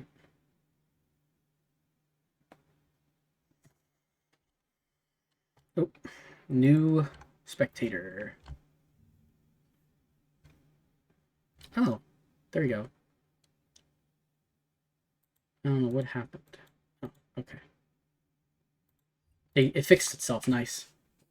I guess there was a third game, so they were ready to transfer everything. Darius is going to be hovered. Oh, Tryndamere is going to get banned. So they probably don't have to ban Darius, I don't think. They ban Nocturne. Very common ban. They might want to ban... They could ban Aurelia here. In the first 3. They haven't prioed it. Udyr ban, okay.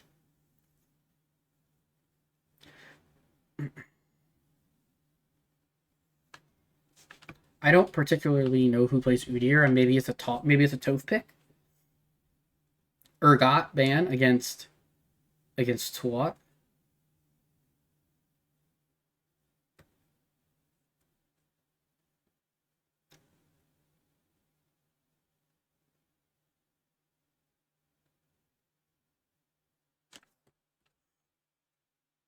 But this does change the draft, where now they probably have to ban, where this team might have to ban Akali themselves. They're gonna ban Mordekaiser.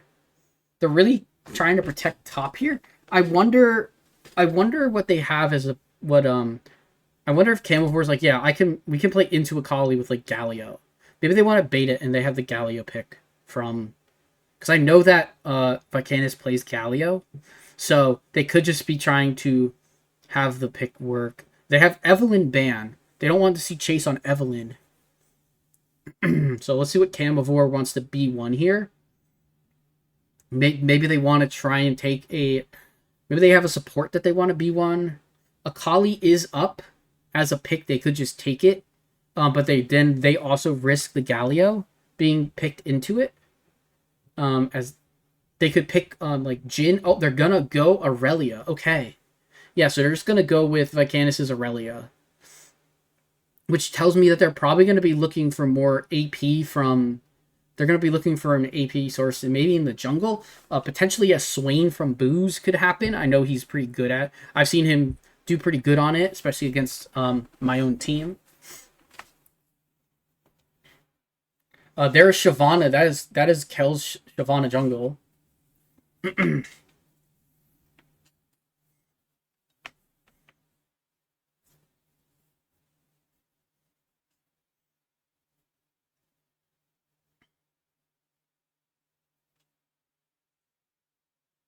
And a Pantheon. Ooh, Pantheon. Very feast or famine champion here. I guess technically it's lane flexible. It can go support. It can go top. It can go jungle. Shyvana could technically be top lane if they want to roll. If they want to roll flex a little. But let's see what this pick is for Camavor. It's going to be the Karma for Adelphi. So Boozosaurus does have like a Smolder. Booze could go something like Smolder. Booze could play Jin here. Jin Karma is not a bad lane at all. Honestly, could also go for some AP. Could also go for another, like maybe an AP source as well from the bot lane, or look to take Chase's pick here as well in the jungle. We just saw him play a pretty nice Karthus jungle game. He does have some other AP junglers. Got to take Kog'Maw for Booze. Smolder. Okay. He swapped last second to the Smolder. Stacks. Is Merrick back? They would get a Fearless ban for him, I think. If he's back from being E-subbed. Yes. They would get a Fearless ban for him. They did. They had 2 bans. I'm sorry. They got 2 bans, it says. Against Merrick. Yeah. They said there was 2 bans, and they banned Xerath and Akali. So Akali was actually banned. Kaisa. Okay. This is such an interesting Zaun comp. They definitely want to go forward here, obviously. Playing Kaisa and Pantheon. They want to play very aggressively into this team. Ban coming out. Next ban is going to be the Vi. They're going to take Vi away from Chase. Chase is a good Vi player. For sure. Want to get rid of that single target lockdown onto like Kaisa. She wants to be able to obviously move around. Yorick ban. They're heavily focusing top lane bans here, trying to limit what Toph can play. The Pantheon might just be their top lane pick too, though. Maybe they're thinking it's going. Maybe they're thinking it's gonna be like a fuel's Pantheon support, but I don't know if he actually plays the pick, so I'm not sure. This Yorick ban might not be that strong in the end. It's going to be Poppy ban. Yeah, I like Poppy as a ban here. Poppy jungle definitely here could be very strong. You have a bunch of dashing champions. So, good ban. Volibear is well taken away. Man. Is this a Chemtech game, or is this an Evan, or is Evan on the other team drawing all the bans?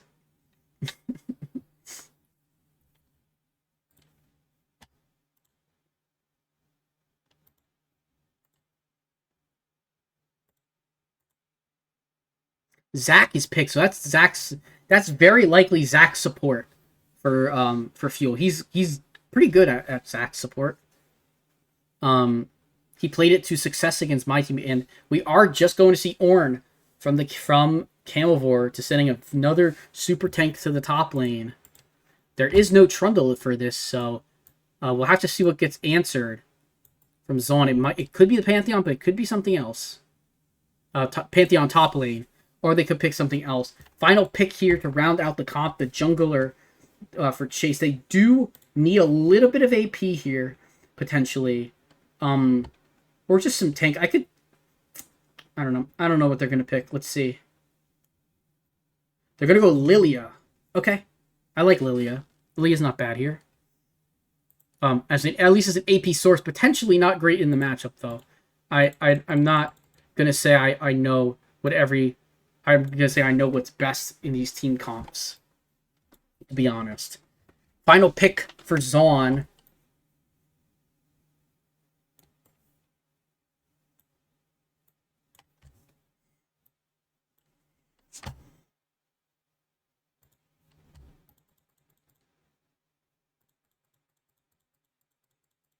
And it's a Yasuo. Okay. Yasuo mid? Pantheon top, I would have to guess. I don't think you want to send...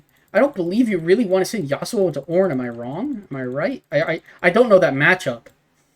Like, I leave that to my top laner to know that matchup. I leave that to Cook Noodle to know the Yasuo matchups.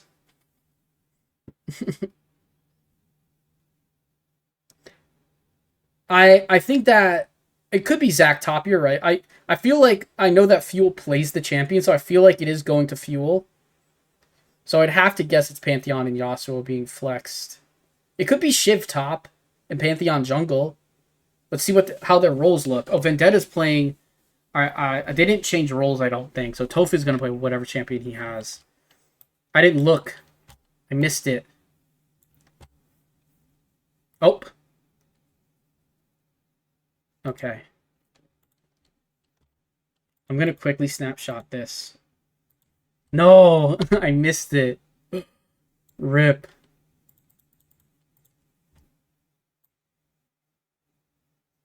I like Zac top. I actually played Zac top for Camavor last week in a sub. I got to E-sub in top lane and play some tanks myself.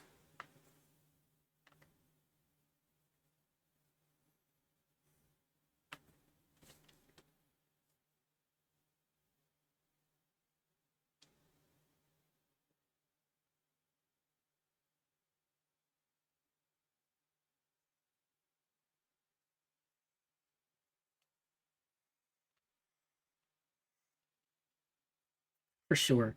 Zaun is going to be the team on your right for the in-client draft. All the bands coming through. That's right. I was wondering why they asked what bands they wanted against Merrick. That's because there was fearless bands. I didn't know that rule. Oh wait. Oh no, they picked Fiddlesticks. Okay, so it's not Lilia, it's Fiddlesticks jungle for Chase. Okay. I was thinking Fiddlesticks might actually be a really good pick for this. Like, I did think that I was like, maybe it's like, I didn't want to say it, but my brain thought that maybe Fiddle would be a decent pick to this team as a counter engager. Because Zaun wants to go all in. Like, everyone's going forward on this team. And so if they all go forward and if Fiddlesticks just goes, it's just he's just gonna get caught. So we know that Vendetta Sniper is gonna be handling the Kai'Sa in bot lane, and but I didn't see where everybody else was. And it doesn't give you the names of the players when they're picking. You can only see it on Camavor, but Camavor definitely wasn't doing any changes. It just says enemy team is picking and banning.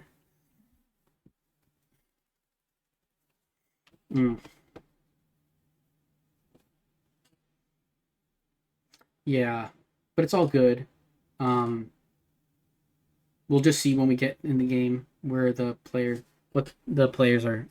champions are going.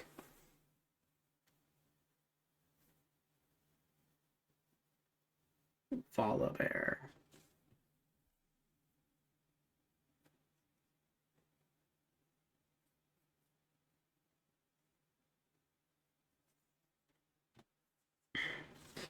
All right, ladies and gentlemen, we got a long one. We got a long series coming in.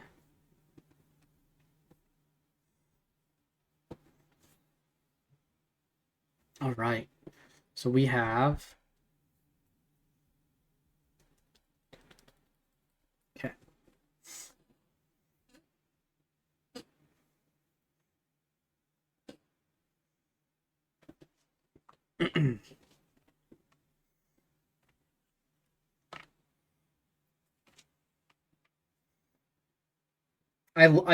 The one thing I really like about the Camavor comp is that it's not a small is that it's that Smolder has it protection, but like there's other damage dealers on the team, so it doesn't all rely on Smolder. I think I've seen a few times where teams just like want to rely on their where they don't have like a ton of damage around their hyper carries, but I think that they have a really good comp, and on the other side, I mean, there's just damage really coming from everywhere on Zaun. Zaun is either gonna win really. I think this game's gonna be like. I think this game just has potential to snowball really hard, in Zaun's favor. Or I think Zaun will. I think Zaun's gonna win hard or lose hard this game, and it's just. And it's just probably gonna come down to kind of team coordination with fights. I believe because realistically.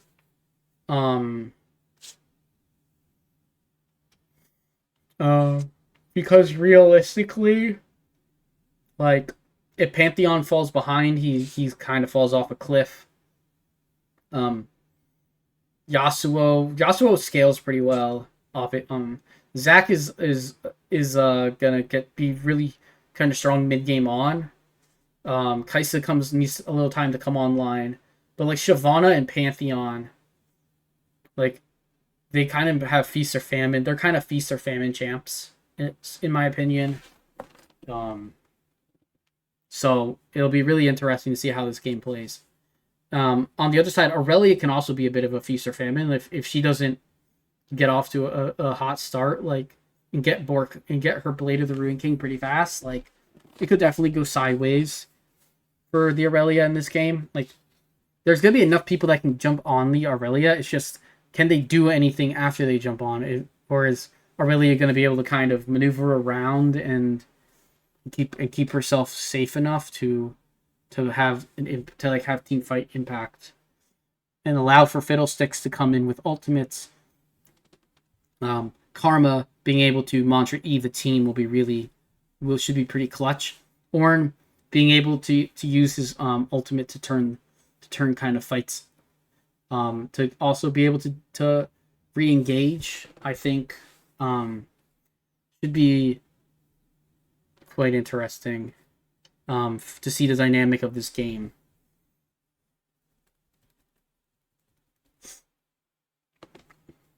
All right, we have not that much time left for spectator delay. I should have gotten water while we were drafting, but I was so interested in things that I didn't. So I think I am going to try and run, and I will switch over to the in-game, just because the game is going to start, and then I will fix everything when I get back.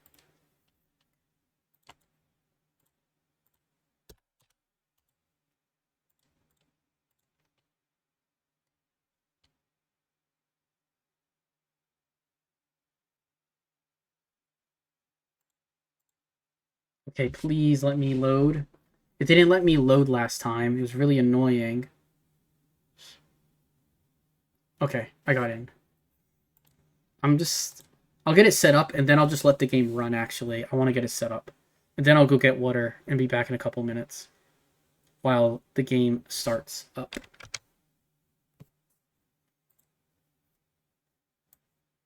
I didn't see that last second Fiddlesticks switch. I'm surprised. I thought it would be Lilia. But I actually like Fiddlesticks for this comp more than Lilia. I could be wrong. I'm not. Okay. Not a super expert on team comps all the time.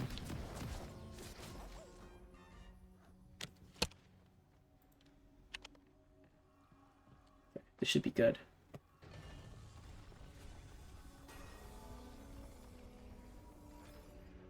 Welcome to Summoner's Rift.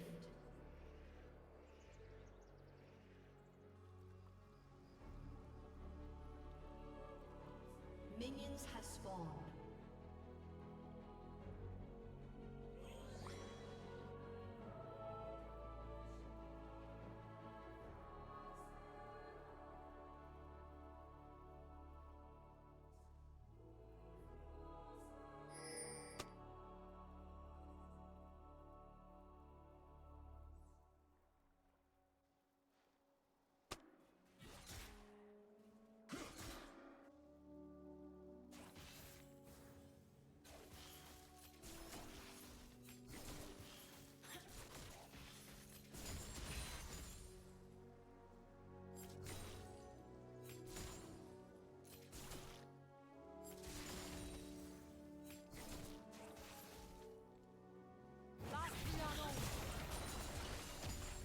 Okay. Merrick Pantheon mid, okay.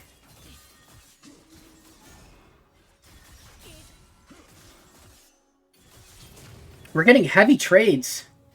Can Vicanis get the kill here? Ooh, double ignites. Flashed out by Vicanis. Merrick still holds flash. That will leave a little bit early advantage for him. Good Q from Adelphi for Mantra Q. Booze's stacks are going to be very important this game. Both junglers starting opposite sides of the map. Shyvana with her very, very quick clear here. Looks like we're going to get a gank. Onto Merrick, maybe? No. Okay, so Chase is going to be a little bit behind here. It is Yasuo top lane. Another split pusher for Toph.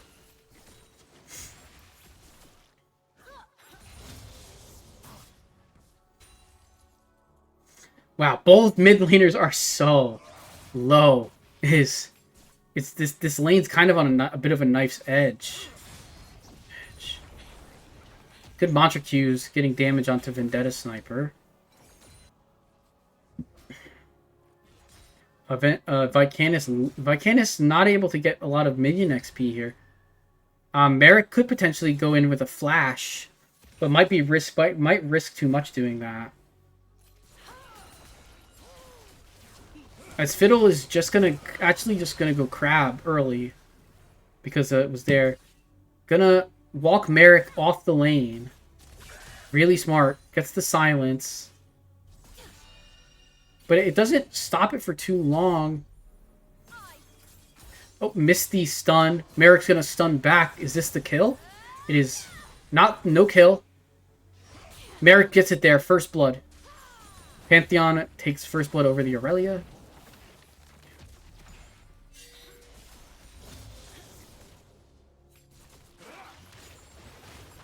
Oh, Boo's gonna get brought back, but it's not gonna really result in that much. If anything, it's gonna result in some good damage back from Smolder and Karma. What looked like a potential promising trade turned out to be not very good, and a couple of stacks for the Smolder with W. Okay, anyways. Good flash out by Merrick. Aurelia with that stun probably gets the kill there. Some really good damage from Karma.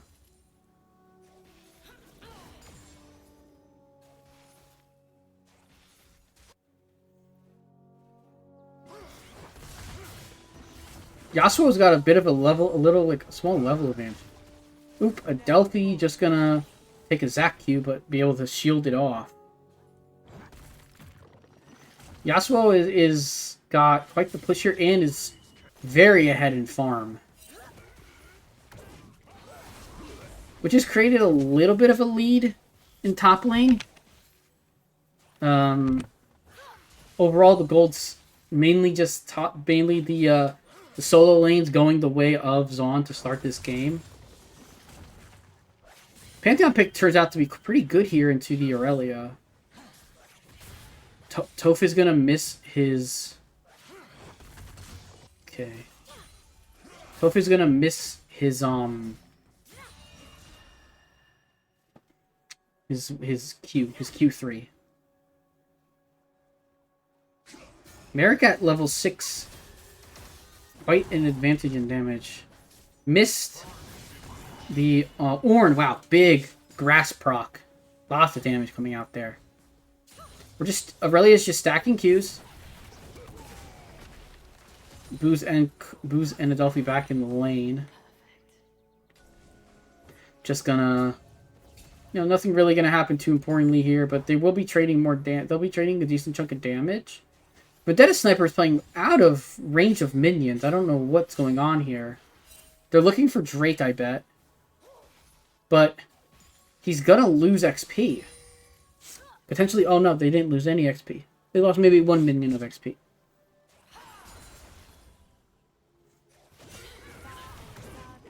Oh, Boo's gonna get fly off, but gonna get brought back by only a little bit though. Just gonna use a potion. Kel's here with his ultimate. Pantheon's ulting in. They're looking for a double kill here in the bot lane. But Boo's is alive still. Merrick gets the kill.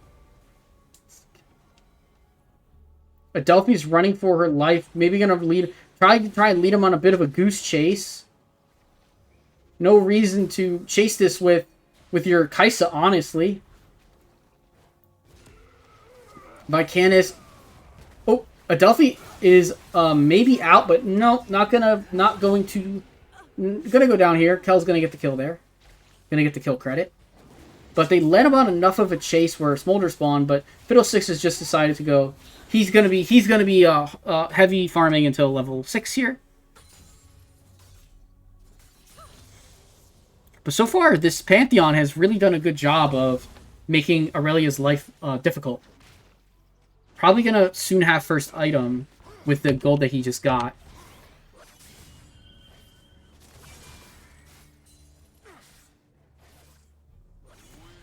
Gonna probably just sitting and waiting for item. Just gets the Warfields. Just gets a Caulfield's Warhammer.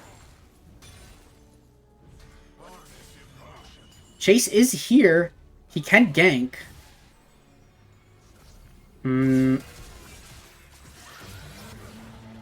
Oh, he doesn't use his ultimate. Ornhorn goes wide. Very oddly played. Adelphi's here. Is going to use W on the... there. Good silence by Fiddle. No ultimate use. Wow. Great Ornn. Fiddlesticks ultimate is going to come in here. But it's going to not result in anything except for Fiddlesticks going down here. Vicanis, though, is going to start getting some kills. Aurelia ultimate goes down. Stunned up Kel. Kel will not be able to survive this. Merrick also might not be able to survive this. As Vicanis just with one more Q will get the kill. Does get it. Triple kill for the Aurelia. That's a huge influx of gold. Fuel is here, but Fuel really shouldn't be able to do anything. Very risky to be there, especially if he got caught out on the ward by Adelphi with a W. Would have been forced to jump. Kaisa and Smolder, though, both just sitting bot lane and farming.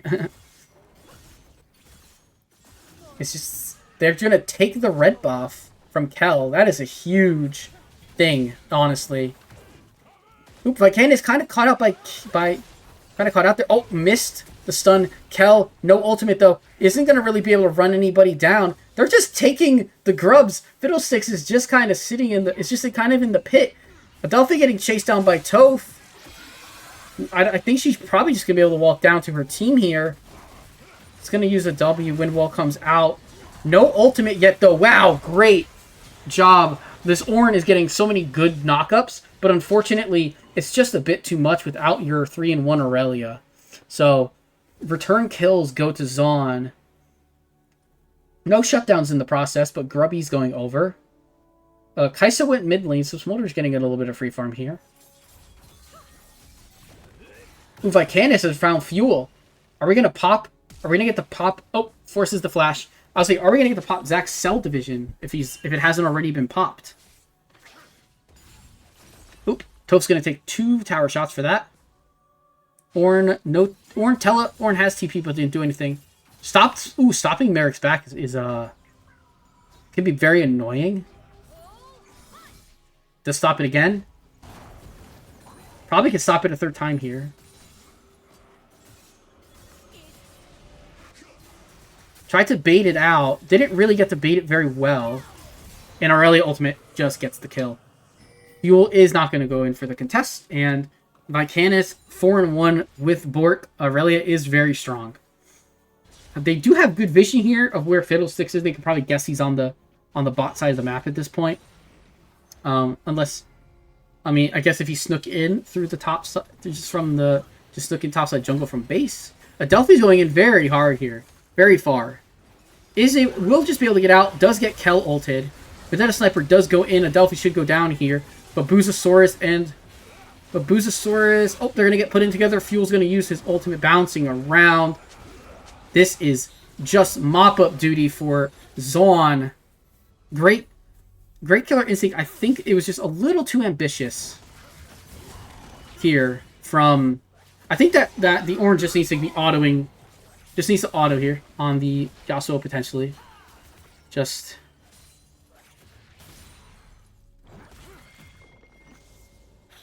Yep, needs to get... Now just plays for the wave. In general, is struggling to farm on the Ornn, which is can definitely happen. Merrick versus Vicanis is so interesting because Merrick does so much damage. Has full hubris. Ornhorn is out. They're gonna look for the Yasuo, but Yasuo's gonna get out. In fact, that is a great flank. That is a great gank from the Zac, and Merrick will get a kill onto Vicanis. So Aurelia will not be up. He should be up for the Drake. I don't know. Oh no, yeah, will not be up for Drake. So that kill matters. But now they're gonna try and collapse here on Botlane. Botlane's way too far up. They need to Mantra E out. Get themselves out of here. Fuel is playing a very good flank angle here, but does get found on the ward. Vendetta Sniper is here. Just gonna remove the pink ward. As Drake should go down here. Chase not really near it. Just opting to be clearing.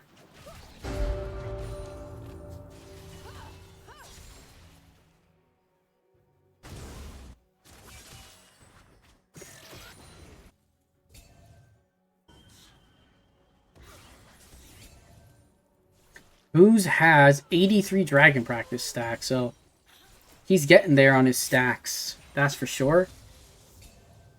That's his lane quest completed. Toph does get knocked up by the Ornn. Ooh, he didn't follow that up, but I guess he didn't really have anything to follow up with there. Unfortunately, Chase is on the bot side. That is simply a fiddle ward or passive or whatever sitting in the brush. We're just gonna see Ornn play safe against the Yasuo. Yasuo with no full Bork though probably has it on back. Yasuo is about to be a lot more dangerous against this Ornn. Ornn not going early.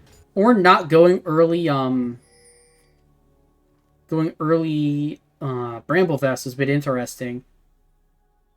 Toph's not even leaving yet. Oh man, I feel like Ornn can just. I feel like Ornn's just kind of fine here still. Mom goes out. Vendetta Sniper will go down. Busasaurus getting that kill. Fuel is now here just by himself. Gonna get up a lot of health, but he will not be able to do anything against Busa. Aurelia is here. Aurelia will get the stun. They will pop the passive. Maybe they can try and set up for Busasaurus to get the final blow. They are gonna let him get the final blow. Nice. It's 2 kills for Smolder. Hand feeding to the AD carry, exactly what this team needs to do. Merrick getting plates in the process, gonna get them as the trade, but Busasaurus also should be able to get some bot lane plates here. So should be able to get just that 1 plate. We'll probably be forced to back. Aurelia, gonna have a Pantheon flanking from the jungle. Just gonna go back and grab the fruit. It's gonna walk away. Boozosaurus gonna have a big buy now. He has 2,000, sitting on 2,600 gold. Gonna get a stun off onto Merrick. The trade just gonna Adelphi here can really help Aurelia be shielded in an engage, but Aurelia really has to pick her spot this game. Because without landing the stun, Pantheon can just keep harassing her, and Pantheon is very strong right now, and probably will stay decently strong for the whole game. Jace is just gonna flash. Kel is gonna whiff his Kel's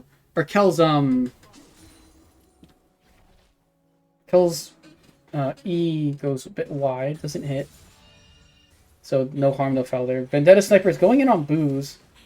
Doesn't miss. Okay, missing the W means that there's nothing there. Vendetta's going in. Adelphi can be there to support with shields. Needs to be shielding. Needs to be shielding. What is Adelphi doing? There we go. There we go. Heal used. I was expecting to see more abilities from the Karma there, but probably maybe had cooldowns. I can't see the cooldowns. But Vicanus goes back. Does have Merc did get boots. Does have boots now. We're just sending the Rift Herald into the bot tower that will crash and kill it. Chase setting up here for a potential ultimate. We're gonna see him drive this all the way to bot lane. I don't know if he's gonna land this or not. Booze is way caught out though. Booze is very caught out. Does have the fly. Oh, so yeah, Kel did not get there. Flash away. Wow, he got away from the Pantheon ultimate there. But Booze is still probably dead here, to be honest. Wow. Oh my gosh. Huge fiddle ult. Huge fiddle ult. Caw-caw, baby. Oh. We're setting it up. No stun. Fuel's out. Toph is in a bad spot, though, potentially here. Ornn ult, win walled.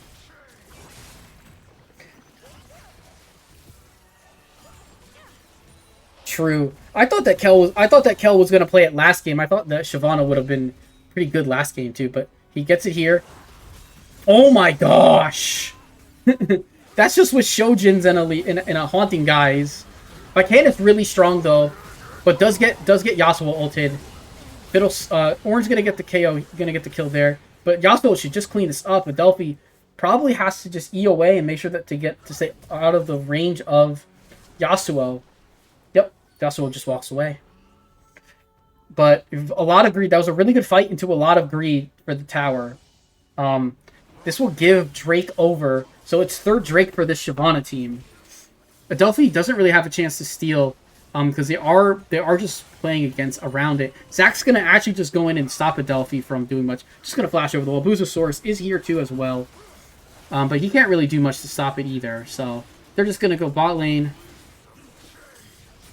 As Fiddlesticks will just go start clearing his jungle camps. And we'll kind of see how these teams want to play it. From here, we still do have bot lane tower up in the bot lane. Tier 1 for Camavor. I feel like eventually they're going to want to move, they're going to want to switch Smolder to mid lane, of course. And Aurelia will be a menace in the side lane when it happens. Fuel is really playing aggro on this Zach, which I like. He's taking chances, and some of them are really working out, and others, maybe haven't worked out quite as much. But he's...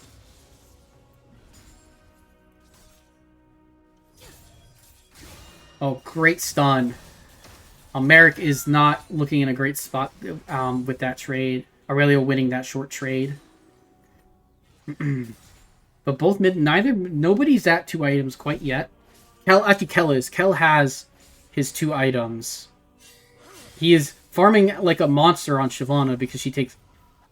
she's quite strong this game.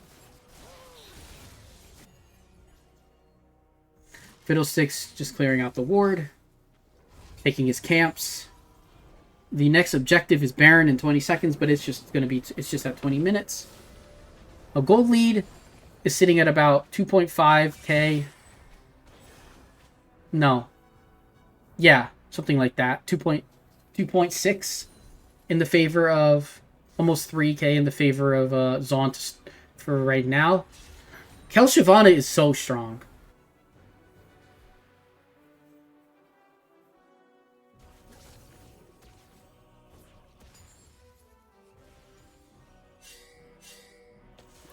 But this game, they need... But Smolder is getting pretty close at this point, probably. 166x, but Fuel's there. Booze is gonna... fly, but he doesn't have Flash. Booze is caught. He will get out, though. Chase with a really good ultimate, but it's not gonna do much. Kel ults in. Boozosaurus is running away. Gonna get killed there. It's just a pretty big mop-up here for Zaun. Aurelia is not here in the fight. Ornn gonna get good knockups, but Adelphi's gonna go down here to the Ignite. Ornn will follow soon as well. It has a big wipe. They're not gonna turn Baron, though. I feel like they should just turn Baron. There's no reason to really work on trying to get... There's no reason to really try and get just this tower when you don't have minions. And now you don't really have the chance to do much. And Merrick's the one taking tower. So now you certainly cannot turn to Baron. Toph taking a big chunk as well. And Aurelia here maybe can do a little bit of Hooky Jooky, but it's alright. Fuel's just gonna... I think probably... They didn't probably feel the Zac exactly, but definitely just only looking for a singular stun.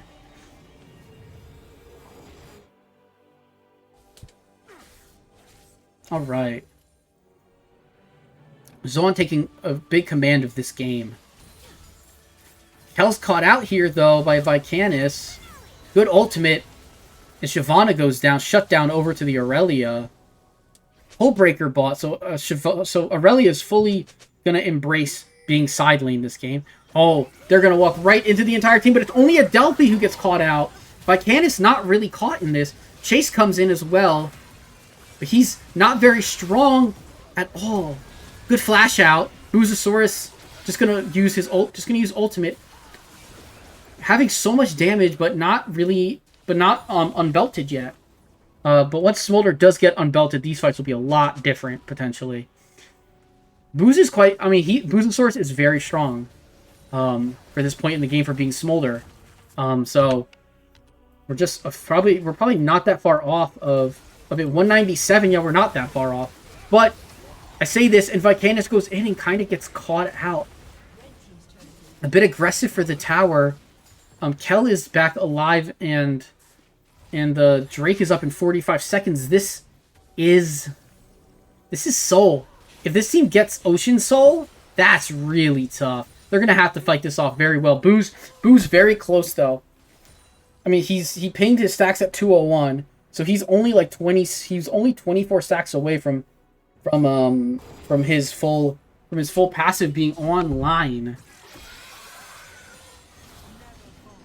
Chase at 2 items now, so if he can land the Fiddle ultimate, he could do pretty good. But the thing is the thing that has to be noted is can they really get on Booz and kill him? Can Adelphi protect Smolder really well in this fight? They are gonna fight this. They have to fight this. Toph is caught. Toph is in a bad spot. Toph is gonna get caught out. Gonna get stunned up, and that's gonna be Yasuo going down to Fiddlesticks. They have started the Drake, but they have to flee. I think they might not have to give, but they certainly have to reposition here. They might not have to give this, but they could potentially give. I don't know if they want to. I think they want to fight this. Hell still wants to fight this. I think Booz chunked very big by that Shyvana E, but he's not.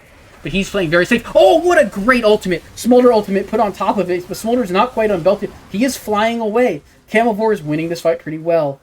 Vendetta Sniper gets the Pop Blossom away, but Aurelia is getting boosted to go after the Kaisa. Kaisa will get stunned up and taken down. That is potentially Baron. I feel like they should just call Baron here, and just have everyone walk over. It makes so much. It's pretty solid here. Chase probably not gonna. Chase probably just wants to play this bit safe. Take the camp. And overall though, really good fight. Brings the goal back a little bit. Stops the full Drake sweep. Now they can keep fighting for this again. It all happened because Yasuo was split pushing and he didn't have full vision on where their team was, and they were all in the brush that he walked up to. And it all also happened from a very beautiful Fiddlesticks ult there. Fiddlesticks able to turn and hit into 3 people with his ultimate was really clutch. And Kel kind of not being able to stick on Boozosaurus is also very clutch. It just allows Smolder to kind of weave around the fights. I think he should have his stacks now. Yep, Smolder has his stacks.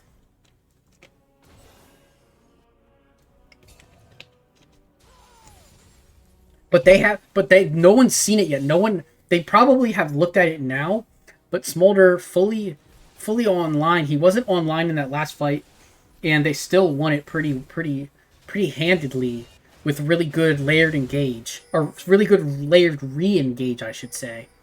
Zac sitting in a brush by himself. Fiddlesticks not in the best position, but Candace, all right. The Aurelia coming in definitely causes Zac to have to leave. Fiddlesticks is just going to take... They're really... we're 3 minutes away from Drake, and no one's really posturing Baron at all. They're all focused on this bot side of the map. Smolder definitely can just go and get this red buff. I think they should...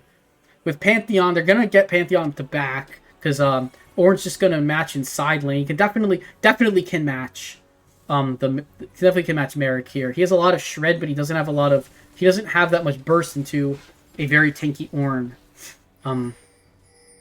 Yeah. I'd like to see Ornn go something like, maybe not Jock Show, but something like a magic resistant item. I'm not...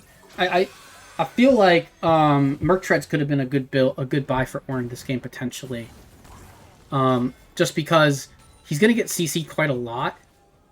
Against this squad, and so giving him ability to not get super stunned and have a little bit of magic. There's the first application that I saw of Smolder passive on somebody. So these fights are going to be very tricky. I mean, just because you have Smolder with passive doesn't mean he's guaranteed to win you the fight. Kel is here in bot lane. They're really potentially looking for this Aurelia. If Aurelia can kind of sniff this out, if they can see one more person there, then they can definitely tell Aurelia to leave. And Aurelia does not get caught. Yep. Just going to stay very safe here. Probably going to... They're going to try and flank a Delphi, but a Delphi's got her E. Yasuo just going to do some damage. Booze! Uh-oh! Booze caught out. That's going to be Smolder going down. That is a big catch. But they can neutralize this. They don't have to fight. They can just play safe and let Booze respawn in the 30 seconds. Merrick's going to try and get onto Chase, and he will, but not going to do much. Just going to burn Chase's flash, which is absolutely fine. Adelphi kind of partially caught here, so that's another bad catch. That might be the turn on to Baron. Yeah, Zaun's going to go Baron here. Smolder will be alive, but there's just... They won't have the ability to keep the Smolder completely alive. So, Zaun doing a great job there of just looking for picks, looking for somebody caught out, and Adelphi got a little caught out there. Chase not going to be able to go in and really do anything here.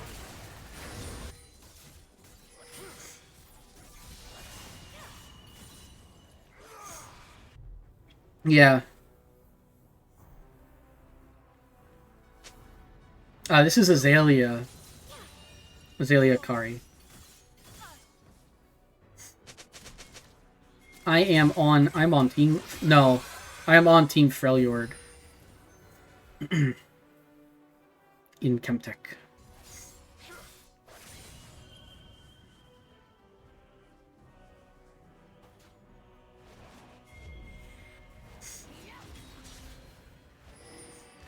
Okay, this is another big potential moment. Smolder ult out a bit early, but this will actually kind of chase them off, and needs to land a good smite from Chase. He does. Aurelia ultimate went out, though. Kel kind of caught out. Gonna die to Smolder. Oh, they had to force flashes. Vicanus is kind of in a bad spot. Not going to be able to live much longer, but Smolder's doing Smolder things. Smolder gets a triple. But Toph is split pushing. He's going to try and stop the backs, but he didn't get to actually stop the back. Oh, what? A pause. Okay. What happened? Mouse DC. Oh, okay. Gotcha. So he just... Oh, first time hearing me. Gotcha. Yeah. Hi, Dandy. Mm-hmm. No problem.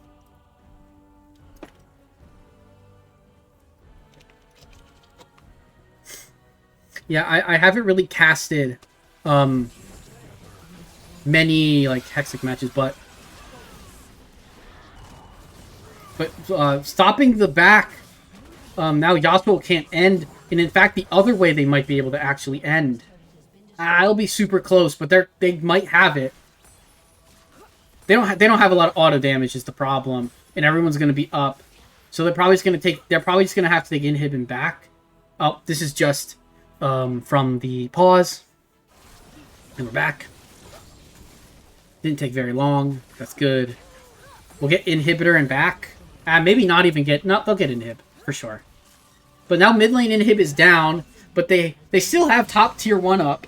Toph is just taking waves. Which is absolutely fine. Smolder's gonna exit out. Everyone's gonna exit out towards bot lane, which is fine. Oh my gosh, they actually could maybe stop Toph's back here, but that wouldn't be very smart. Yasuo is pretty big. And, looks like Camavor has better teamfight potential. Yeah, and they've won the last team fight and got an inhib, but they traded inhibs because Toph was split pushing on the Yasuo.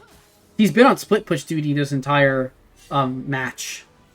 But last game it wasn't quite enough on the Trundle, and Camavor was able to take that one with a really, really good early game that they saved off a really potentially... Oh, Boost potentially caught! Oh my gosh! That Fiddle ult was huge. And now they're running for the hills, but they need to remember that they do have Hope split pushing, but he's only split pushing... He's only split pushing to bot lane. If he goes top lane here with his teleport, then he might get more, and they have to respond because there's 4 people mid. But they also need to respond to the fact that they might just end the game here. But they have enough players up that they shouldn't go for this. They should not go for the end here. They should probably... They need to back. Yeah.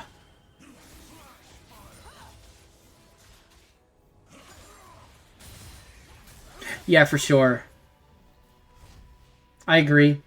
But now Zaun has a little bit of reprieve. Pantheon still being on pink ward is on yellow ward isn't my favorite. Yasuo being on it is fine in my opinion. Like the game's very close. The fights are going for Camavor's way, but they want to play pure full team fight, and Yasuo is not fighting. And they're getting their ornaments in. Ornn needs to keep chugging these levels. If he can get... Oh, they're going to catch Adelphi. Oh, Adelphi doesn't know that she probably could have gone the other way and been fine. Oh, but they didn't get... They didn't actually collapse. Okay, so Karma gets out for free. So Karma getting out, not getting collapsed on. I thought that would have been a pretty big moment that had happened. I think a lot of this game is going to hinge on if Toph's split push can be enough, because he's not, or if they're going to just need him to team fight here eventually. And if he does team fight, if they do wipe, obviously it's a win for Camavor. This game is like, it's a 4,000 gold lead.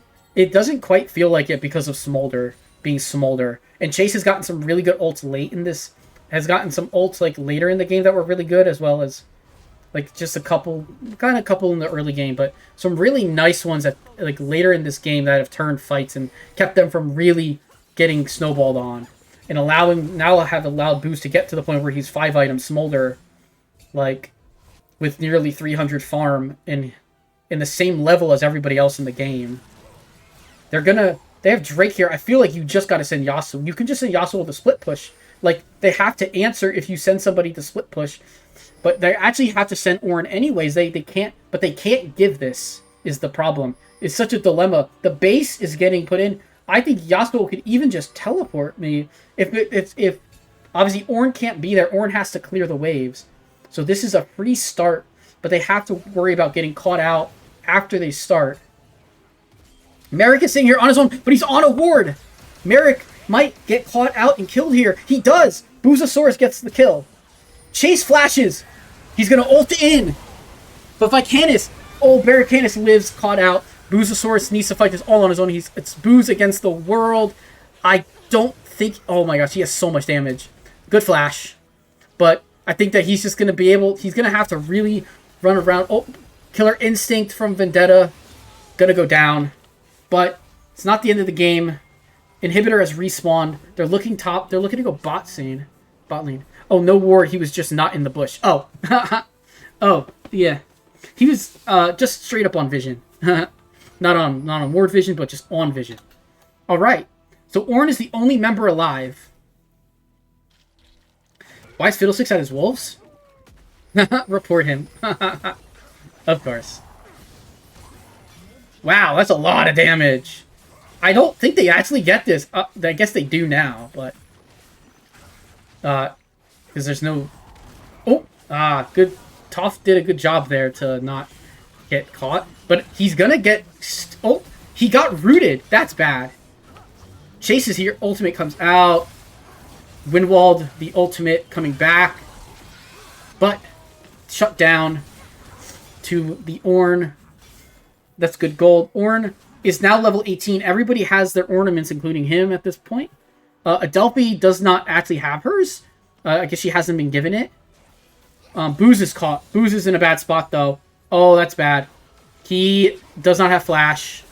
He goes down. That should be pretty... Not quite a free Baron, though, but a huge amount of damage just gone from the side of Zaun. So Camavor, or from Camavor, so Zaun probably could threaten Baron here. Fiddlesticks could potentially steal. Or he has been really good at smiting in this game, but they have Ocean Soul. So Ocean Soul makes it so much harder to fight for Camavor. The gold lead's pretty much the same, sitting about a 4 to 5 gold lead for most of this game. Adelphi is going to finally get her ornament. But Smolder up in 17 seconds. They're really playing cautiously. I think this is going to be one fight for the win, but the problem is that oh, Vicanis almost potentially caught out there. The hole breaker with Aurelia, but Aurelia's playing with the team is a little bit unfortunate. Because I don't think Aurelia can match. I think it's potentially that Aurelia just can't match the Yasuo. So you kind of need the Ornn to make sure that Yasuo can't just run this game and can't just run down the lanes and win. Oh, that was so weird. The Fiddlesticks passive. Now they are trying to collapse here, which means that they should probably turn Baron. Although I do feel like Ornn at this point doesn't need to really go for this, but Ornn should just make sure they're not doing the Baron here, because they're just turning, and now they just completely lost their track to the Baron because Fiddlesticks showed.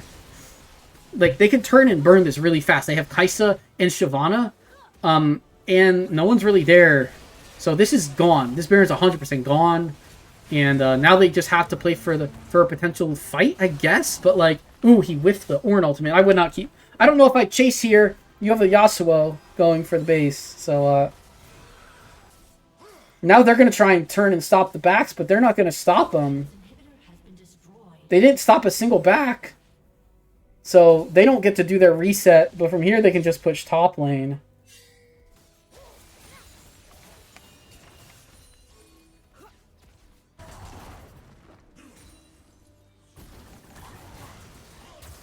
Yeah. I feel that, Grant. Oh, Adelphi's super caught out, has to flash away.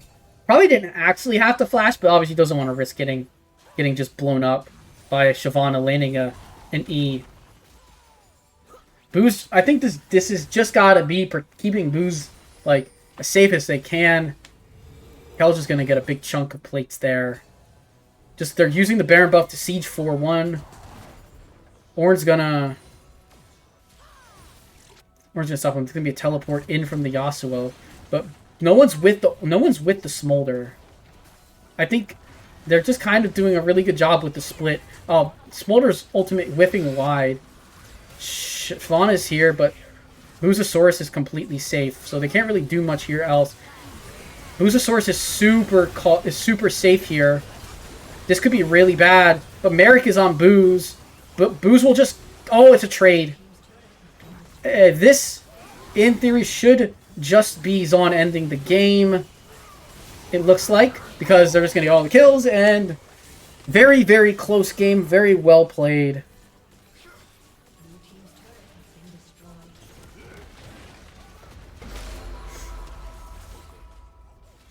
Very well played game, and it just came down to a couple of really well played team fights and catches in the late game. So, well played for both teams. It was very close.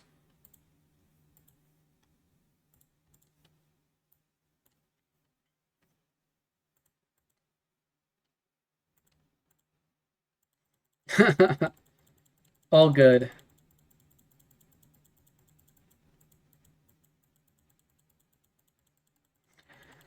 Yeah, I could see that. Would anyone from Zaun like to come and do a quick interview? It would have to be super quick. Like maybe Vendetta or Toph, somebody who's here. Oh, Vendetta's here. Hi. It's good. It's going well.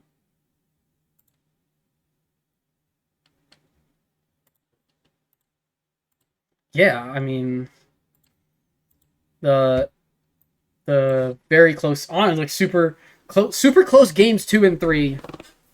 Game one obviously was a pretty strong snowball. No sound. Oh, no sound. Thanks. Okay. Yep. Another sound. Thank you. But man, I mean, Yeah. going into like it looked like wow, my brain can't think properly. But I mean, it was a great game. I think like your team definitely looks like they have an idea of what like the roles. You guys have a lot of flexibility, but I really liked how you guys pretty much stuck to the same roles even with Merrick coming in the final game. Yeah. I think one of the big things that we wanted to do early was move around for especially for subs. Yes, and that was Yeah. the big key, especially like game 1 and 2 with Gwen coming in, because Merrick had played both mid and jungle. We had that flexibility of where do we want to put him. I mean, Gwen being a natural support, a lot of those champions like Can go correspond mid. to mid lane, so Yeah. wasn't as like as devastating, and it does give us a little bit of flexibility if we do want to move them around. So For sure. Yeah. Definitely. so Yeah. And in game, I really like in game 3. I like the cohesiveness of your comp. We are going forward. Yeah. like I think yeah, the Irelia pick first, then we wanted to get Kel on one of his comfort picks, of course. and so Yeah. he picked Shyvana over Cho, Mhm. and giving Merrick the option of, okay, what do you want into it, since you can now see it, knowing that Irelia was mid. Mhm. It kind of leaned us more towards a dive comp just off those two picks, Yes. and so we went that way, except for the Yasuo, Mhm. who it was okay. We don't want to just commit fully to the dive, so we went dive with a With a split push side. lane, yeah. Mhm. So Yeah, for sure. And but no, overall it was 3 good games. yeah. We struggled game 2, Mhm. and that I think from the very beginning we kind of recognized it, and we tried to play back as much as we could. But it was such an interesting game too, because like they got to a big gold lead. I think y'all even equalized at some point. yeah, there was about I remember looking at the items and Mm-hmm. whatnot and Yeah. recognizing we were close to about the Yes. same of gold, and it was Yeah. like, okay, cool, Mm-hmm. but I I know Yeah. Jinx is very strong. I Yeah. just don't think she's very strong right now because if you don't get the reset, then Yeah. it's You're all and the thing big thing for you was a lot of your kills were shutdowns. You were ahead. You were like your team was like you were ahead of Booze for in Mhm. gold. You were ahead of him in gold. Like in the CS this one was like 30, which is not much at all. But like Yeah, you had shutdown kills. Like yeah, and it's it just happened that they just got a fight where they got to run at you and your team didn't really wasn't able to like 100% deal with that and it yeah. resulted in the loss, but yeah. No, and I think going the farther we got into game two, the more we recognized that I we knew we were going to a game three. Yeah. It was unless we got like the inhuman pick of a Oh yeah. lifetime, Sure. Yeah. For sure. and we never found it. So Yeah. Definitely. and then getting Merrick back game three That was big. Yeah. was definitely nice. hmm So Yeah. I mean, your but comp probably doesn't like. It's just a difference. It's just a difference in champion pool for players. Like this comp doesn't quite work as well potentially with Gwen Shapiro in the game. Like it's probably a slightly different comp, but yeah, I don't know. I know Gwen's champ pool is pretty good. yeah, it is. Um, but Mm-hmm. I agreed. I don't know if it would need to Yeah. be like, and I haven't. I've played with him in previous seasons, and I know he's got a really big champ Oh, pool and sure. can be versatile. I think like knowing Gwen being more of like the AP side a little bit, Yeah. Yeah. maybe like the Galio could be the follow up to it Sure. Yeah, rather like a than Galio pick like for with the sure. Pantheon for the engage. Yeah. So Yeah, rather than having a Pantheon that's just ulting in and looking for a pick. Yeah. yeah, Or a stun. Yeah, for sure. I could see that. so Um yeah. I mean, I don't think I want to pick apart the drafts completely. Obviously, it's very late. Like I did. and So and everything. I mean, I was happy to see Kel play the Shyvana. I was mhm. like, I think in my head, I was like, I think I thought game two's comp would look really sick. Would have been like insane with a Shiv potentially, but obviously that obviously was a great pick in this game and it worked out really well. Yeah, Yeah, congrats to your team. Like you guys thanks. are Thanks. solid. You guys are solidly in second place. Yeah, Going into the final week. undefeated except for one team, so we'll take True, it. that is true. Yeah, Um, shout out to Adelphi, so that way yeah. went drink for drink, and she hmm Yeah, so for sure. but yeah, Yeah. no, I mean, getting to suffer Camavor, I really like their team, obviously. Yeah. oh yeah, Yeah, for um, sure. I think, and I Booze is the silent killer because there were a few games that it like you could tell that just the team overall was struggling, and then you have games like this where even still being 11-7-7 hmm coming out getting the kills and whatnot. Yeah. I think though Chase has such a map awareness hmm um, that he tends to be in the right spot at the right time for his team, Yes. not for anybody else's team, and I hmm don't like that. Um, Yeah, there was I think there was a drag I think it was fourth Drake um where I think they I don't know. I think that was where they picked Yasuo and then Fiddlesticks got a big ultimate and oh yeah, yeah, it resulted in a big swing. Like yeah. I think that's like a good awareness from the team in general, obviously. Hmm. Like, and I Yeah, think, and like you said, it was so close. Like the gold lead was massive at the end because your team was able to snowball picks and get like a ton of gold off the towers. Like, it was like a 5k gold lead before you guys started getting picks that really ended the game.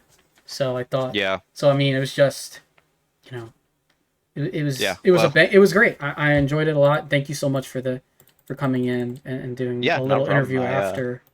Oh, definitely, anytime. Mhm. I think definitely shout out to Toph Yeah. if his he definitely kind of ran that top lane, so Oh, he did. Yeah. I don't know. Big performance from him. Like, yeah. bro's my MVP. Like 100%. Like, Yeah. so GG's to both sides. Yep. Hopefully we get a an MVP vote out soon. Yeah, we'll get one into Booze Bash Cool. even if Awesome. I gotta do it, so All right.